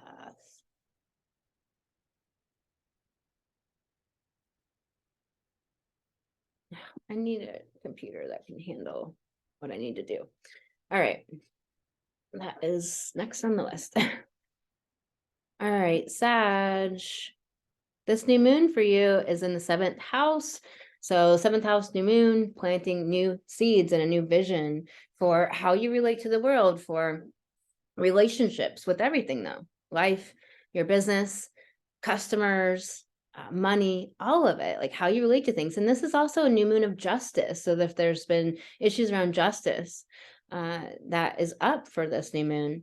This is also what Juno here, relationships, how we relate, the versatility within relationships, the adapting to all the different types of relationships in the world. And then this in your relationship house, this could be really up for you. Like, are you being authentic and really who you really want to be in relationships, having the relationships that you actually want to have? This could be planting the seed of creating that if you've been afraid to, of coming out of the spiritual closet, of narrating things in a way that's empowering to you and getting out of anything that is not good. But with the square to Neptune on this new moon, it can be not seeing things clearly. It can be ignoring the red flags, really idealizing a certain person or relationships or a situation. And so ignoring your intuition, ignoring the things you're seeing. And it might take to Monday, Tuesday to really be able to have the clarity around it. And so, but we are plant seeds for the way your perspective, the way you see things in relationships in a way that's empowering. And this trine to the South Node is allowing us to see things in a new way that's healed with this shapely attractor here, like seeing all the undercover psychodramas and psychodynamics and a lot of things being revealed. So the shapely attractor with this trine might really like mitigate this square a bit, I hope.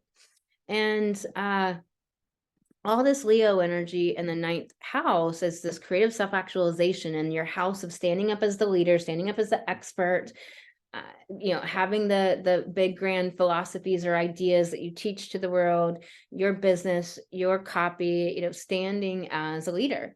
And also your expansion of your philosophical ideas about life and understandings. It's travel and expansion in all ways, whether it's physical or intellectual.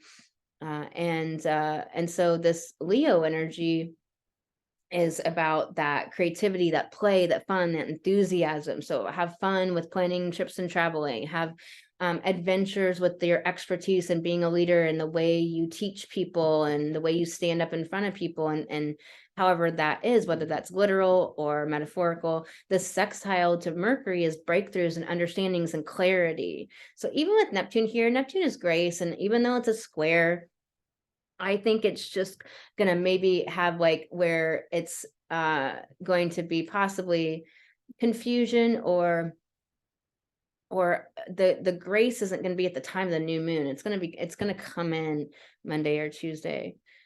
This Uranus Arachne conjunction in your 6th house of everyday work, health, is individuating, breaking free from health conditions, from the way you think about your health or issues you've had with it in the past, the way you think about your schedule, the way you think about the mundane everyday work or your lifestyle, and breaking free from things that are not empowering, from things that are related to the past or emotional betrayal or things that it didn't go well, and really using Arachne to make something beautiful that affects the whole. Like, take the crap and alchemize it to something that is beautiful and amazing.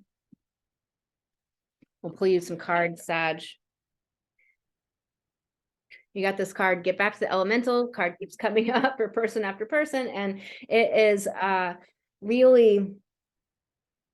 really about making sure you're getting enough sleep, getting out in nature, getting in your body, feeling your emotions, doing the things you need to do to support yourself, nurture yourself, make sure you have play and connection and love and hugs and time to be in stillness. Get out of the buzzy mental energy that's very enticing.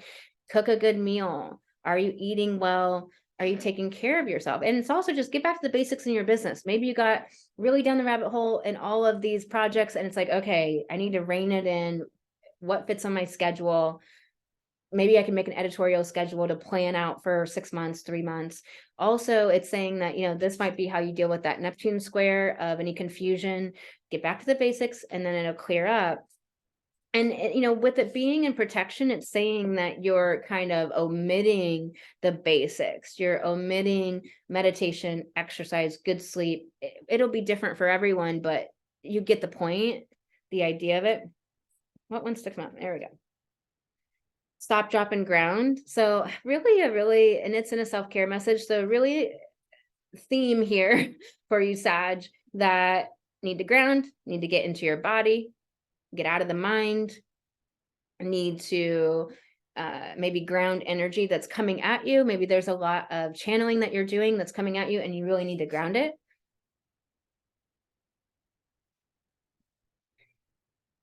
That you might need to literally get on the ground with your feet upon the earth and do grounding type work, barefoot in the grass, go lay underneath a tree in the sun. I'm in Texas, you can't do that, it's hot as fuck. But wherever you are, go swimming, go be in beautiful areas, and connect to the earth, connect to the celestial. So I showed those pictures at the beginning of the dark skies. Maybe go camping, go to a dark sky place. But there's this need to ground and connect to the earth. And I'm just keep getting this message and this visual about there's this this root into the earth, and instead of floating off out there. Move beyond intention to beliefs. Like, you have all these good intentions for the vision, the business, all of this, but if you actually don't have unwavering belief, then and there's a picture of a key with the light sparking off of it, that if you don't actually have unwavering belief in what you're going to create, then how will you attract the people that believe that? Because you don't believe it. And so it's one thing to have the intention of doing this project, but unless you believe it, this is what's going to come about. And it might mean that you might need to do some energetic work. Remember, I don't talk to people about this much yet. I'm just starting to, but the thing about healing or dealing with the issues is that it's energetic, mental, emotional, and physical. So it's on all those realms, and you can't just do one and not the others. We need all of them. So you might not be doing anything in the energetic realm, and maybe it's energetic where you're not believing.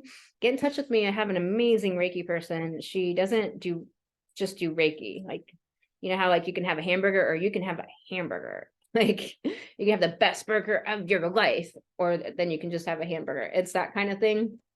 She just uses it to address the issues in the energetic realm that could be blocking you. So anyways, raw intention is the other card that you got that almost goes hand in hand with that card, where it's all your cards are like getting back to the essence. Here's the essay, what's the thesis? So it might be hard to believe in the big vision if your basics and fundamentals and your root isn't solid. And that's the overall message I kept getting. So you got Condor, and it is hold the highest vision for your life. You now possess the ability to move past any hurdles. So really beautiful. And then, the message just came in for like that higher vision might be stunting you. So it's like, keep the vision, that's the target. But now you got to shoot the arrows at the target. And so how can you shoot the arrows if you're not standing on the earth and you're not getting enough sleep and everything's out of whack? So you get it. And then the chickadee card wanted to come up for you as well. It came up for a few people. The time is right for you to release old patterns and energies. You are ready to embrace change.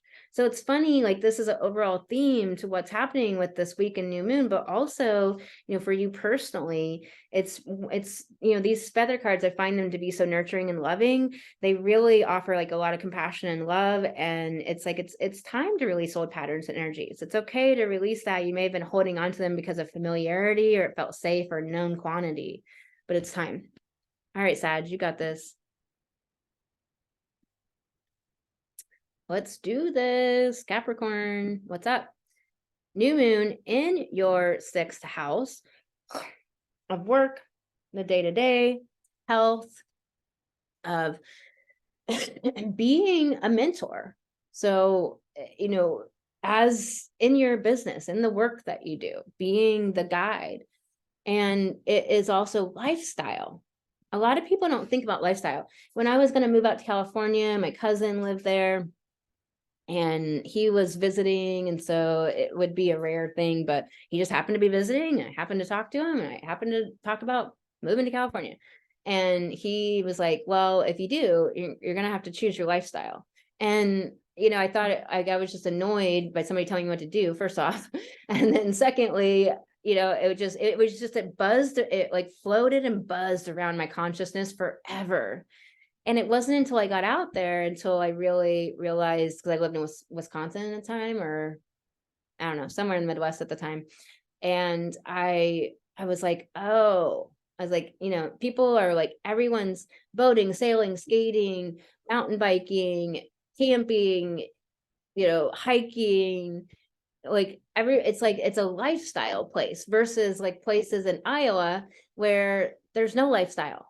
It's church and home and family, and it's the whole matrix bullshit, right? There's nothing there. So what can you do? Go pick some corn. You can, go to church, you can go to the bar. There's nothing to do. And so to have a lifestyle there, you almost have to travel, or you have to seek it, or you ride a mountain bike on flat roads. I don't know, but it's, and I was thinking about that, and it's always been something that stayed with me, of like, really like, yeah, what is, no matter where I live, what is the lifestyle that I want? I want to swim with sharks.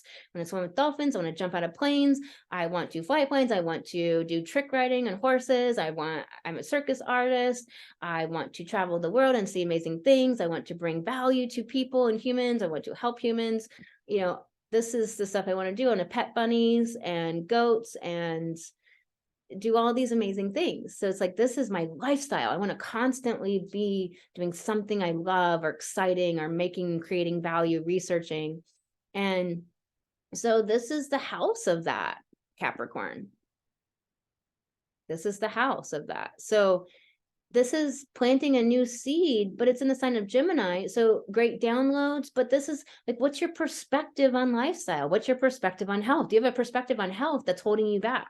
Do you have a perspective on health that you get like shit from your genes and it's passed down from your mama, and so you're going to get sick too, and you're destined to be sick, and you're going to grow old at 60, and then life's over? Like what kind of outlooks, views, perspectives, opinions do you have on health, on life, on your lifestyle, on your energy? Because the thing is, like, the consensus, 70% of people believe that your mama passes down the illnesses and the disease, when Dr. Bruce Lipton disproved that shit 4 decades ago, 5 decades ago. It's been disproven that it's like 2% of any sort of illness or disease is caused by genes passed down. It is stress and our beliefs. And that was disproven 5 decades ago. And the general population, the consensus status quo group of humans on the earth, about 70% of people still believe that shit. I happen to know amazing women that are alternative medicine and they're healers and they're in the light and they still fucking believe it. So do you see what I'm saying? Where, Gemini is our perspectives on things. Do you have a perspective that hinders you, that limits you, that doesn't believe that you are a powerful creator being, a multidimensional being, a being connected to the celestial, that you are soul, that you have talents and gifts and abilities? And there's a square to Neptune in your 3rd house of your perspective and your mindset on all of life. And so the square might be limiting any clarity or seemingly change until Monday, Tuesday, when that square clears up and you'll get that clarity coming in. But these trines to the south node, the shapely attractor, mitigating it a bit and showing the truth of your psychodynamics, your dramas, the betrayal of other people, the emotional betrayals you might have went through. And this is in your 11th house. So it's like definitely with other people, groups, your social media, sadnesses, issues there, and that trine to Saturn too, with revealing the structures that are not working in your life. And particularly, how you think about life is the foundation structure to everything, right? So is the way you think about life helping you or hindering you? And then Capricorn, this Mars, Venus, and Leo, and Venus is going to retrograde here in your 8th, sex, death, taxes, resources from other people.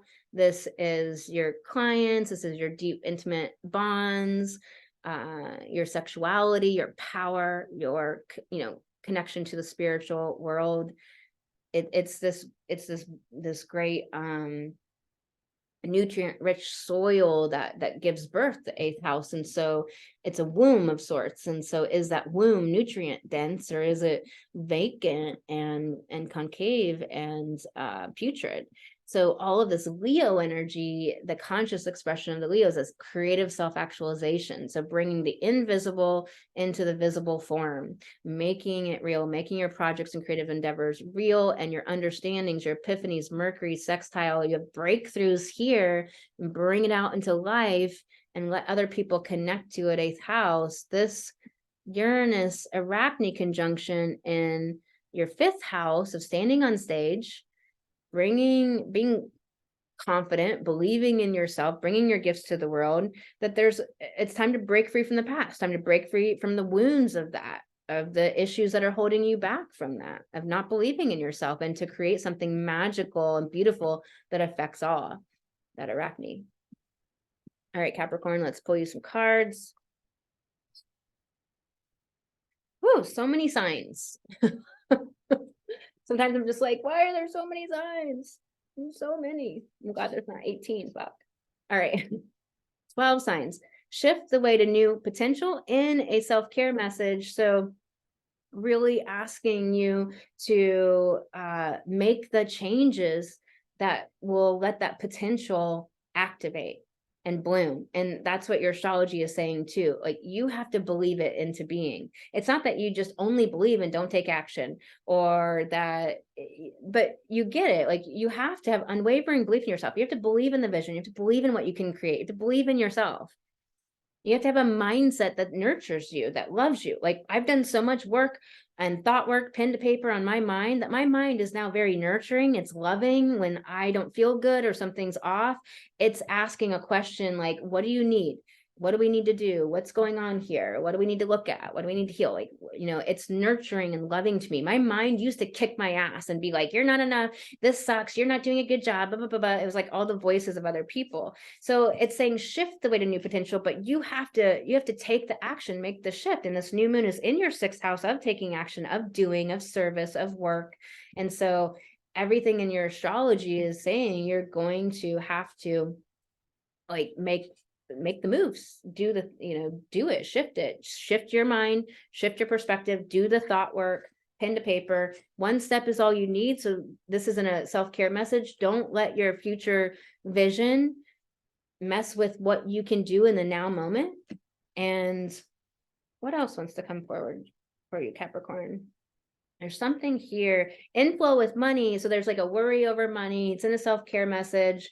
And it's again, this is like one step at a time. Don't let that urgency around money prevent you from taking the step by step by step by step. You know, it's, if I told you about all that I must get done at the moment in a very short amount of time, it'd like burn off both your ears, but I'm going to make it happen. And I'm just doing one thing at a time. And I'm not worrying and rippling and sending that worry into the future. I'm just like, I know it's going to happen. And maybe I do have to move some pieces around in my scheduling puzzle. And that's okay. I've already moved something around tonight, making this video. So I'm going to do it tomorrow morning instead. And it's actually better because it's too late to actually do it tonight. So it's going to work out better, but I have to deal with like feeling bad that I didn't keep my commitment. Well, you know, I'm learning a certain piece of my own puzzle of creation. And also it's a friend. I know she'll be fine. And I know it'll be better tomorrow for her. So it's like, it's all going to work out. Things like that. So like, believe in the money. Magic happens when you most expect it. So around money, urgency, fear of money.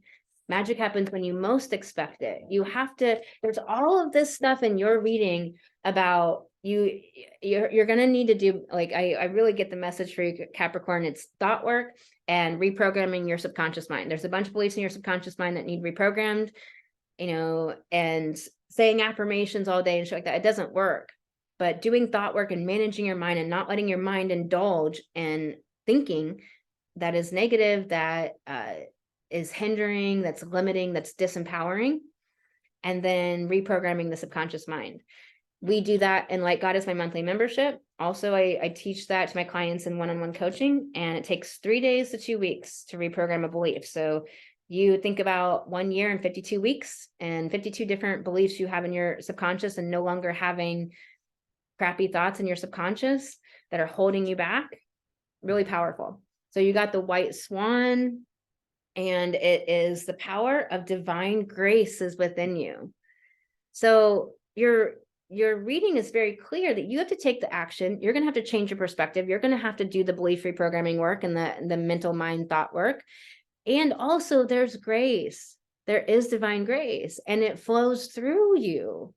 And so your belief, expecting the good, expecting the magic, allows that to line up with your own actions to co-create something beautiful. So I just really feel a lot of worry going down for you, Cap, and just don't let yourself indulge in that. Tell your mind no. All right, you got this, Cap. Aquarius. All right, Aquarius. New moon is in your 5th. The house of creative self-actualization, the house of creativity and romance and making things, procreation, whether that's a human or a project. So these are seeds being planted in this house for you. So all of that, right? Where you step out on stage in your life, the things you're creating in the world, bringing your gifts to the world. And with Juno, you know, this could be new relationships, perspectives on relationships. And it could be related to your work. And also this is Gemini. So it's your perspectives, your understandings, your clarity. This square to Neptune in the 2nd is that house of fecundity, of valuing yourself, knowing your gifts and talents and things inside you that make you money, that you create in the world, creating intellectual property, etc., creating the gelato or building websites, whatever it is that you do, and money. And so there's a square here. And so your belief in yourself, or your ability to see clearly that, no, I am going to make money. I am going to be okay. You know, I am self-sufficient. I am solid. I'm grounded. Might be fogged out. You might miss red flags if you have an idealized version of that, of money and all that. Like if you're hoping for the lottery and you're not taking like 3 days worth of action and you're not going to be able to pay this bill, something like that, like take the 3 days of action, pay the bill. You can still buy a lottery ticket for $2, but don't expect that. Like Neptune is where it's a square. So things are not squared up. They're not okay. So it's Neptune fogs you out. You don't listen to your intuition, you miss the red flags. So Neptune is gray, so don't miss out on the grace coming after the square resolves on Monday, Tuesday, where we'll have clarity, and all that clarity from all this new moon energy will come to fruition. So just don't be fooled. It's really important. All of this Leo energy in your 7th house, Mars, Venus there, Lilith there, is, your house of relationships, also a house of completion and celebration. Projects coming to fruition, projects coming to completion, things culminating. And this Leo energy is play, having fun, laughter, enthusiasm. It's also creative self-actualization. And so whatever that means in relationships or relating or justice, maybe you're working on something that's related to justice in some way, justice for women of domestic violence, justice for homeless people, or maybe you're working on whatever projects in your business and so forth. And so it's like, have a playful, loving, lighthearted, confident Leo expression, stance within yourself to all of your relationships, all of your relating to life, to business, your perspectives on things, your ideas about things. This South Node, shapely attractor, trying to Saturn, trying to this new moon, is revealing the psychodramas, the psychodynamics, revealing secrets, other people's motives. It's in your 10th house. So you're going to understand how people see you. You're going to understand how your reputation is acting in the world. And there's a pressure to push to the edge of your greatness. Find the edge of your greatness. And then where's the next edge of your greatness? And where's the next edge of your greatness? And this is speaking to that psychological dynamics, the emotional betrayal, the emotional abandonment, and healing any of those types of things with this new moon. A seed is germinating here and being planted for the cycle over this month, I think is going to be really something, because this whole month is this right here, where we have this self-actualization energy, where we have the secrets being revealed and healing, because it's a trine, healing to the, the patriarchy that was holding us back, seeing the secrets of the patriarchy come out. And this Uranus Arachne conjunction really allowing us to create something that impacts the world, ripples out into that web of life, the morphogenic field, that from breaking free from the past, 4th house, of breaking free from old family dynamics, breaking free from family socialization, stepping into an individuated self-identity and roots, and a foundation, emotional foundation in yourself that's individuated from other people, family, societal ideas and beliefs. All right, Aquarius, let's pull you some cards. You are living poetry. It's flow, it's water energy, it is the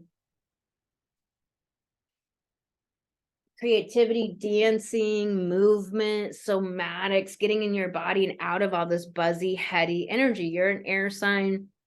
All this energy is very buzzy and zoomy. Mercury and Uranus are sped up. A lot of Gemini energy in the chart.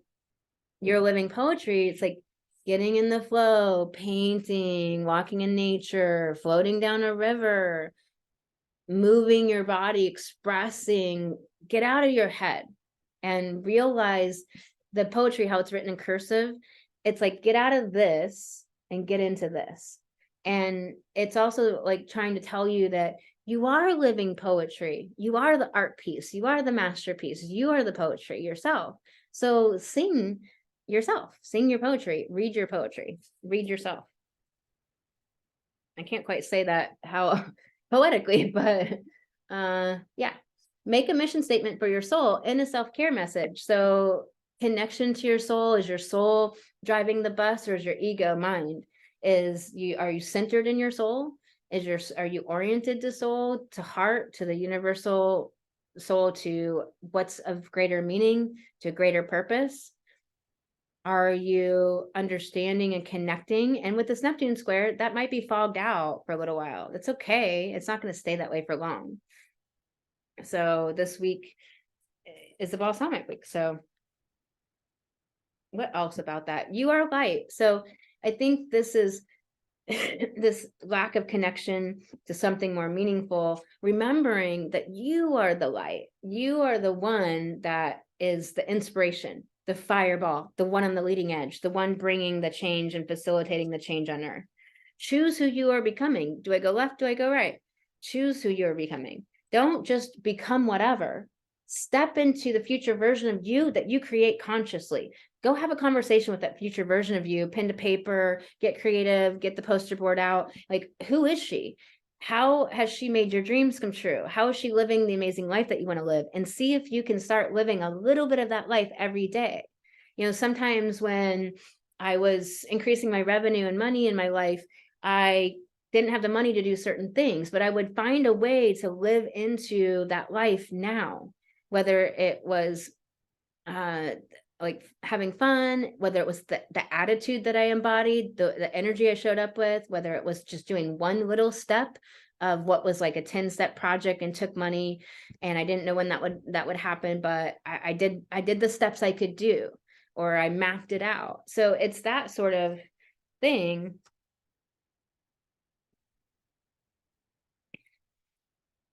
And it's the now moment. So very clear message about getting out of your mind and into your body, feeling your feelings. And let's pull you a feather card, Aquarius.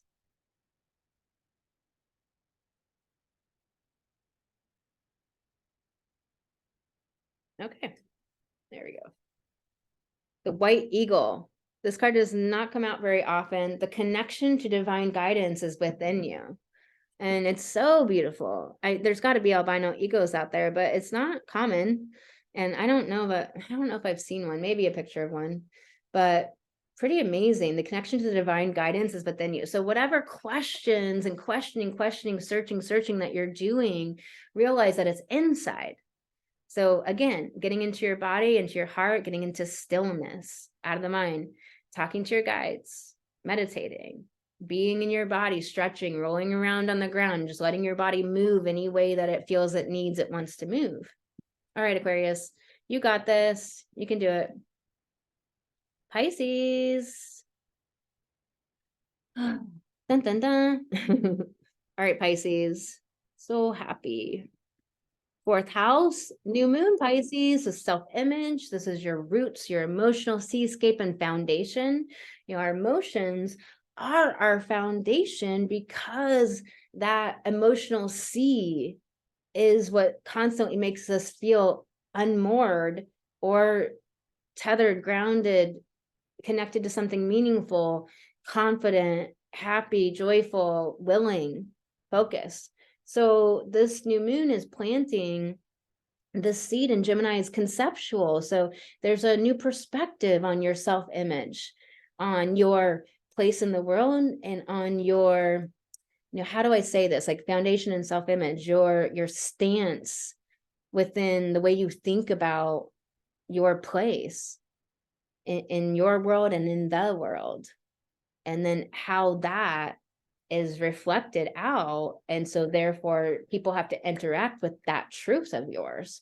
So this is, you know, a seed being planted here and to be in the world in this new rebirth of this amazing place within yourself. So what have you been healing, growing, changing? Who, you know, what is your self-image? Has it been growing and evolving? What have you been creating? Because I'll tell you, from last year to this year, you have, even if you've been consciously doing it or not consciously doing it, you have had massive shifts on the way you see yourself, on things that could have been healed and shored up. Unless you went into another abusive situation, you have completely had radical shifts and changes. This eclipse season, it changed so much, and it completely like flipped the rock upside down and just completely like shifted things. It was just like the earth completely went, you know, the opposite direction. And so say you're in the southern hemisphere and it's dark, it like completely turned the sun on and turned the light on, and it shifted things massively, and it completed and ended cycles. And even though it takes that whole 6 months to act out the whole thing, there was massive, like full-grown trees birthed and during this eclipse cycle in May. And so I realized that there is this really different who you are, self-image, foundation, roots, family, you know, your emotions, your foundation in the world. With the square to Neptune in the first, your character, your identity. So with the fourth house being your roots, like feeling like you have a foundation, like you're grounded and feeling secure, and it's your emotional world and it's your self-image. The first house is like identity, like your ego, your personality, how you handle threat, your character. And so it is this Neptune there, maybe fogging out, seeing yourself in the best, highest light. But this is going to resolve on Monday, Tuesday after this new moon. So if it feels yucky, if it doesn't feel like you can really see the best in yourself or see yourself in the highest light, don't let that bother you right now. It's going to resolve. Plant the seeds in this new moon and realize that this is what we're kind of working with, is seeing, not having idealizations about this ideal version of yourself and this ultimate version of yourself that's so perfect and so put together and so whatever fantasy bullshit, whatever Hollywood image that you were sold and you're buying into and thinking that that's the only way that you're the amazing person or the amazing businesswoman or the beautiful person or whatever it is. Don't let this Neptune have this ultimacy with it, this fantasy of this ultimate version of self, first house. Love who you actually are, the authentic self. And with this Neptune here, it can be grace. And a square just means it's not squared, it's not settled, it's not completed. So it doesn't have to necessarily be so bad. A square doesn't have to necessarily be so bad. It's often challenging. So there is this challenge of your self-image. And yet this new moon is planting this seed that challenge is most likely going to allow for this whole new self-image and anchored security within yourself bloom. If you do the inner work, if you feel the emotions, if you get out of that buzzy energy into your body, if you follow your intuition and don't ignore your intuition, because that square to Neptune could be ignoring your intuition. It could be ignoring the red flags. You have an idealization about a relationship. You're starstruck and you just ignore all of the data saying, nope, not a good guy. Nope, not a good girl. All right. You got the Shapely Attractor in South Node here in the ninth. Expertise, your philosophical ideas, the grander truths about life, traveling. And there's this trine here and trine to Saturn. And so the secrets are being revealed.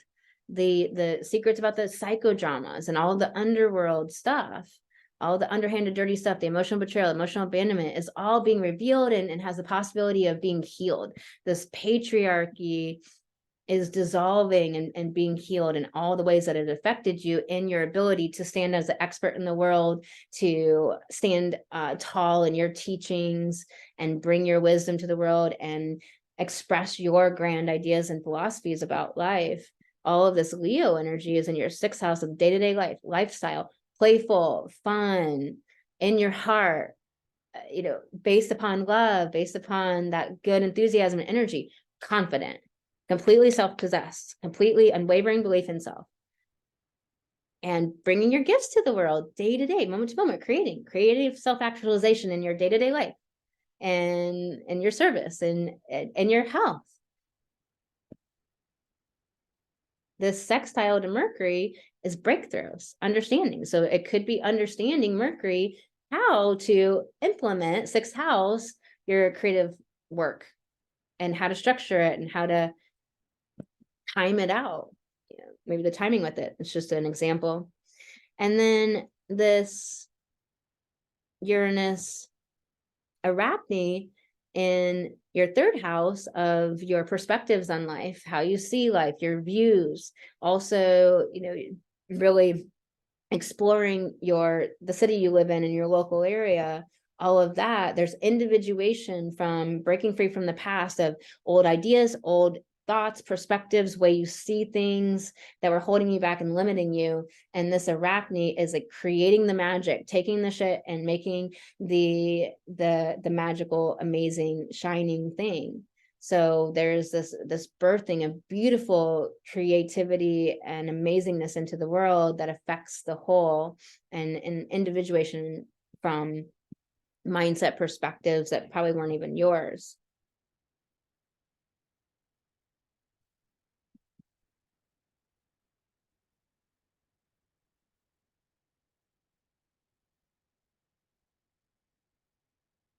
I can't see her. Where is she at? Oh, there she is. All right. Cheroklo in your 12th of past lives, of completion, culmination.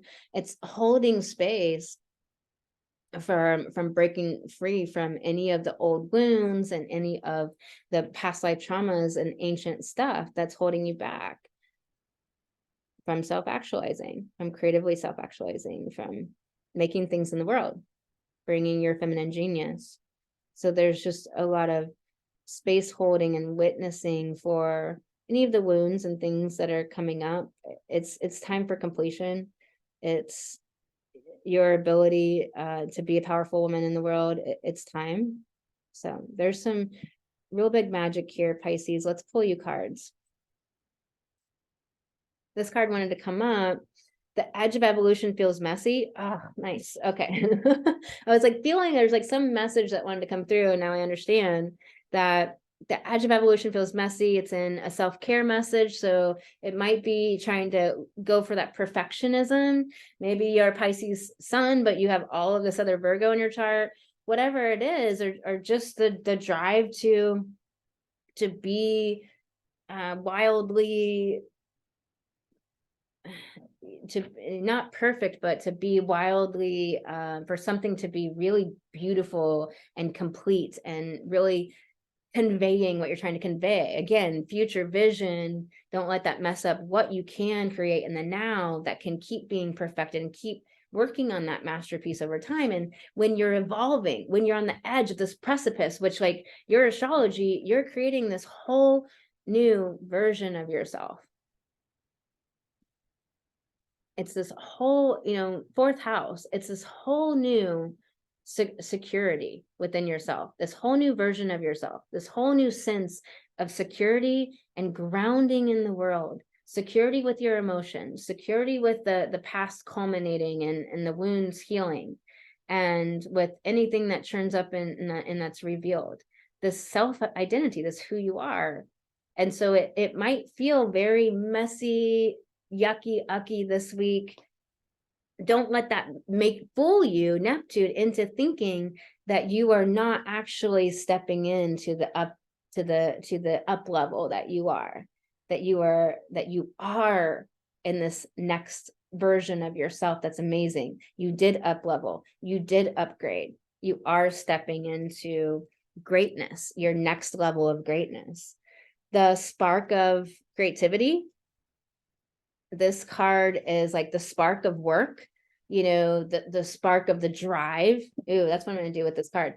The spark of drive, like letting that drive, because drive is based on vision. So think third eye, let that drive you. Let your vision drive you. Instead of it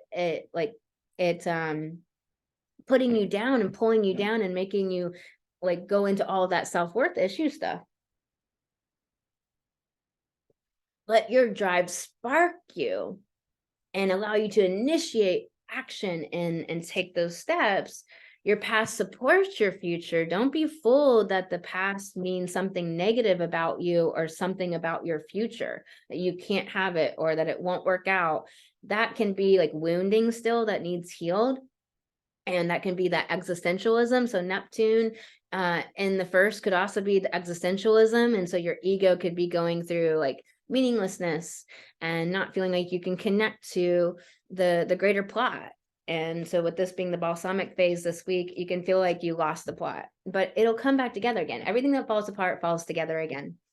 fall in love with your own story. So this is really powerful. And this is a journey to do this. And in sales and business, we have to create belief stories because you're in guesting spots and you're talking about your business and your services out there to the world. And so you have stories and you cultivate the stories so you can tell them in 5 minutes, 30 seconds, a minute, and about your life that help convey information to people and what you've been through and sharing your life. And so you have to fall in love with your own story and your own journey through it all. And there's something here about your past supports your future. Like it sounds like you're judging the things you went through as like, this means I'm not cool, I'm not good, I'm actually icky, or I'm an awful person, or this means that I'm not this expert, or whatever it is for you. But it's like, fall in love with your incarnation in this life. Your soul chose all this. So like, why did your, like, what is the gifts? And part of getting to this place is the healing. I mean, I couldn't get there personally. I'm there now. So that's why I can really speak to it from personal experience, is that there was a time where you could tell me this all day long, but I couldn't be there in that moment because the things weren't healed yet. And so I couldn't see how it would be okay, or how I could think about my story in an okay way. But it does alchemize when you heal. So make sure you're willing to do that healing work and be the soul on fire that you are. Bring the light, be the light shining, be the soul on fire. I'm going to look up this card and see what the book says, because nothing channels through when I get this card. It's almost just like the white. It's like, and you know, what I do pick up on it is that you have so much in you that's wanting to birth and bloom and become in the world. And so light that match, spark that fire. And that may take the healing, that may take falling in love with your story. It may take letting this Neptune square fall away. It may take getting away from an abuser, whatever it is for you personally. Let's pull a card for you, Pisces. Oh my God. So you got the Dove. I have so much Dove action in my life right now. It's so crazy. So you got the Dove card, and it's feel and allow a deeper sense of peace to fill you now. This is a divine quality. So thinking of the card saying quality intentionally, that this is a quality that you can carry in your energy, an expression of yourself in that self image. That you can carry this quality of peace. And it's very Taurian, and Pisces is a, Venus is exalted in Pisces. It's connected to that Taurus energy. And there is that sextile there. And it is very much that breakthrough energy, that quality of peace, of just, Pisces is the last sign of the zodiac, so to speak, and the first in a way. And it just understands the gestalt. It understands the gist. It doesn't need the Virgo, every word exactly. So it gets the gist. It understood it before you spoke it. It just understood the energy and all the information there. It didn't even need you to speak it. It's that Pisces, that peace in the greater, grander picture of all. So I don't know. There's just something special and cool about that. I have doves like crazy in my life right now. And I just wanted to pull you another card, Pisces. I'm Pisces rising, so give you guys special treatment. You got the magpie. These are birds that are very common in Colorado. They're not common in other places I've lived at all. So I haven't got to see them much in my life, but they have really long tails in proportion to the rest of their body. And it says, reevaluate your priorities. It is time to let go of what you no longer need. So it's interesting, Pisces. I think about that, like reevaluate your priorities, let go of what you no longer need. So what do you think you need that you don't, that maybe you're doing? It might be routines or people, or the way you escape or the comforts that you think make you comfortable. So, all right, you all, I hope this was amazing for you. Please like, share, follow, click the subscribe button and the bell so you get notified when this new show comes out this week. I'm going to bring you such amazing content. I can't wait. And you can join Patreon for $5 to get the astrology for next week. And it's just a no-brainer. And also, if you want to do a pick your price astrology reading, pick your price. Go to thegoddessastrologer.com, and I will see you all so soon. Lots of love.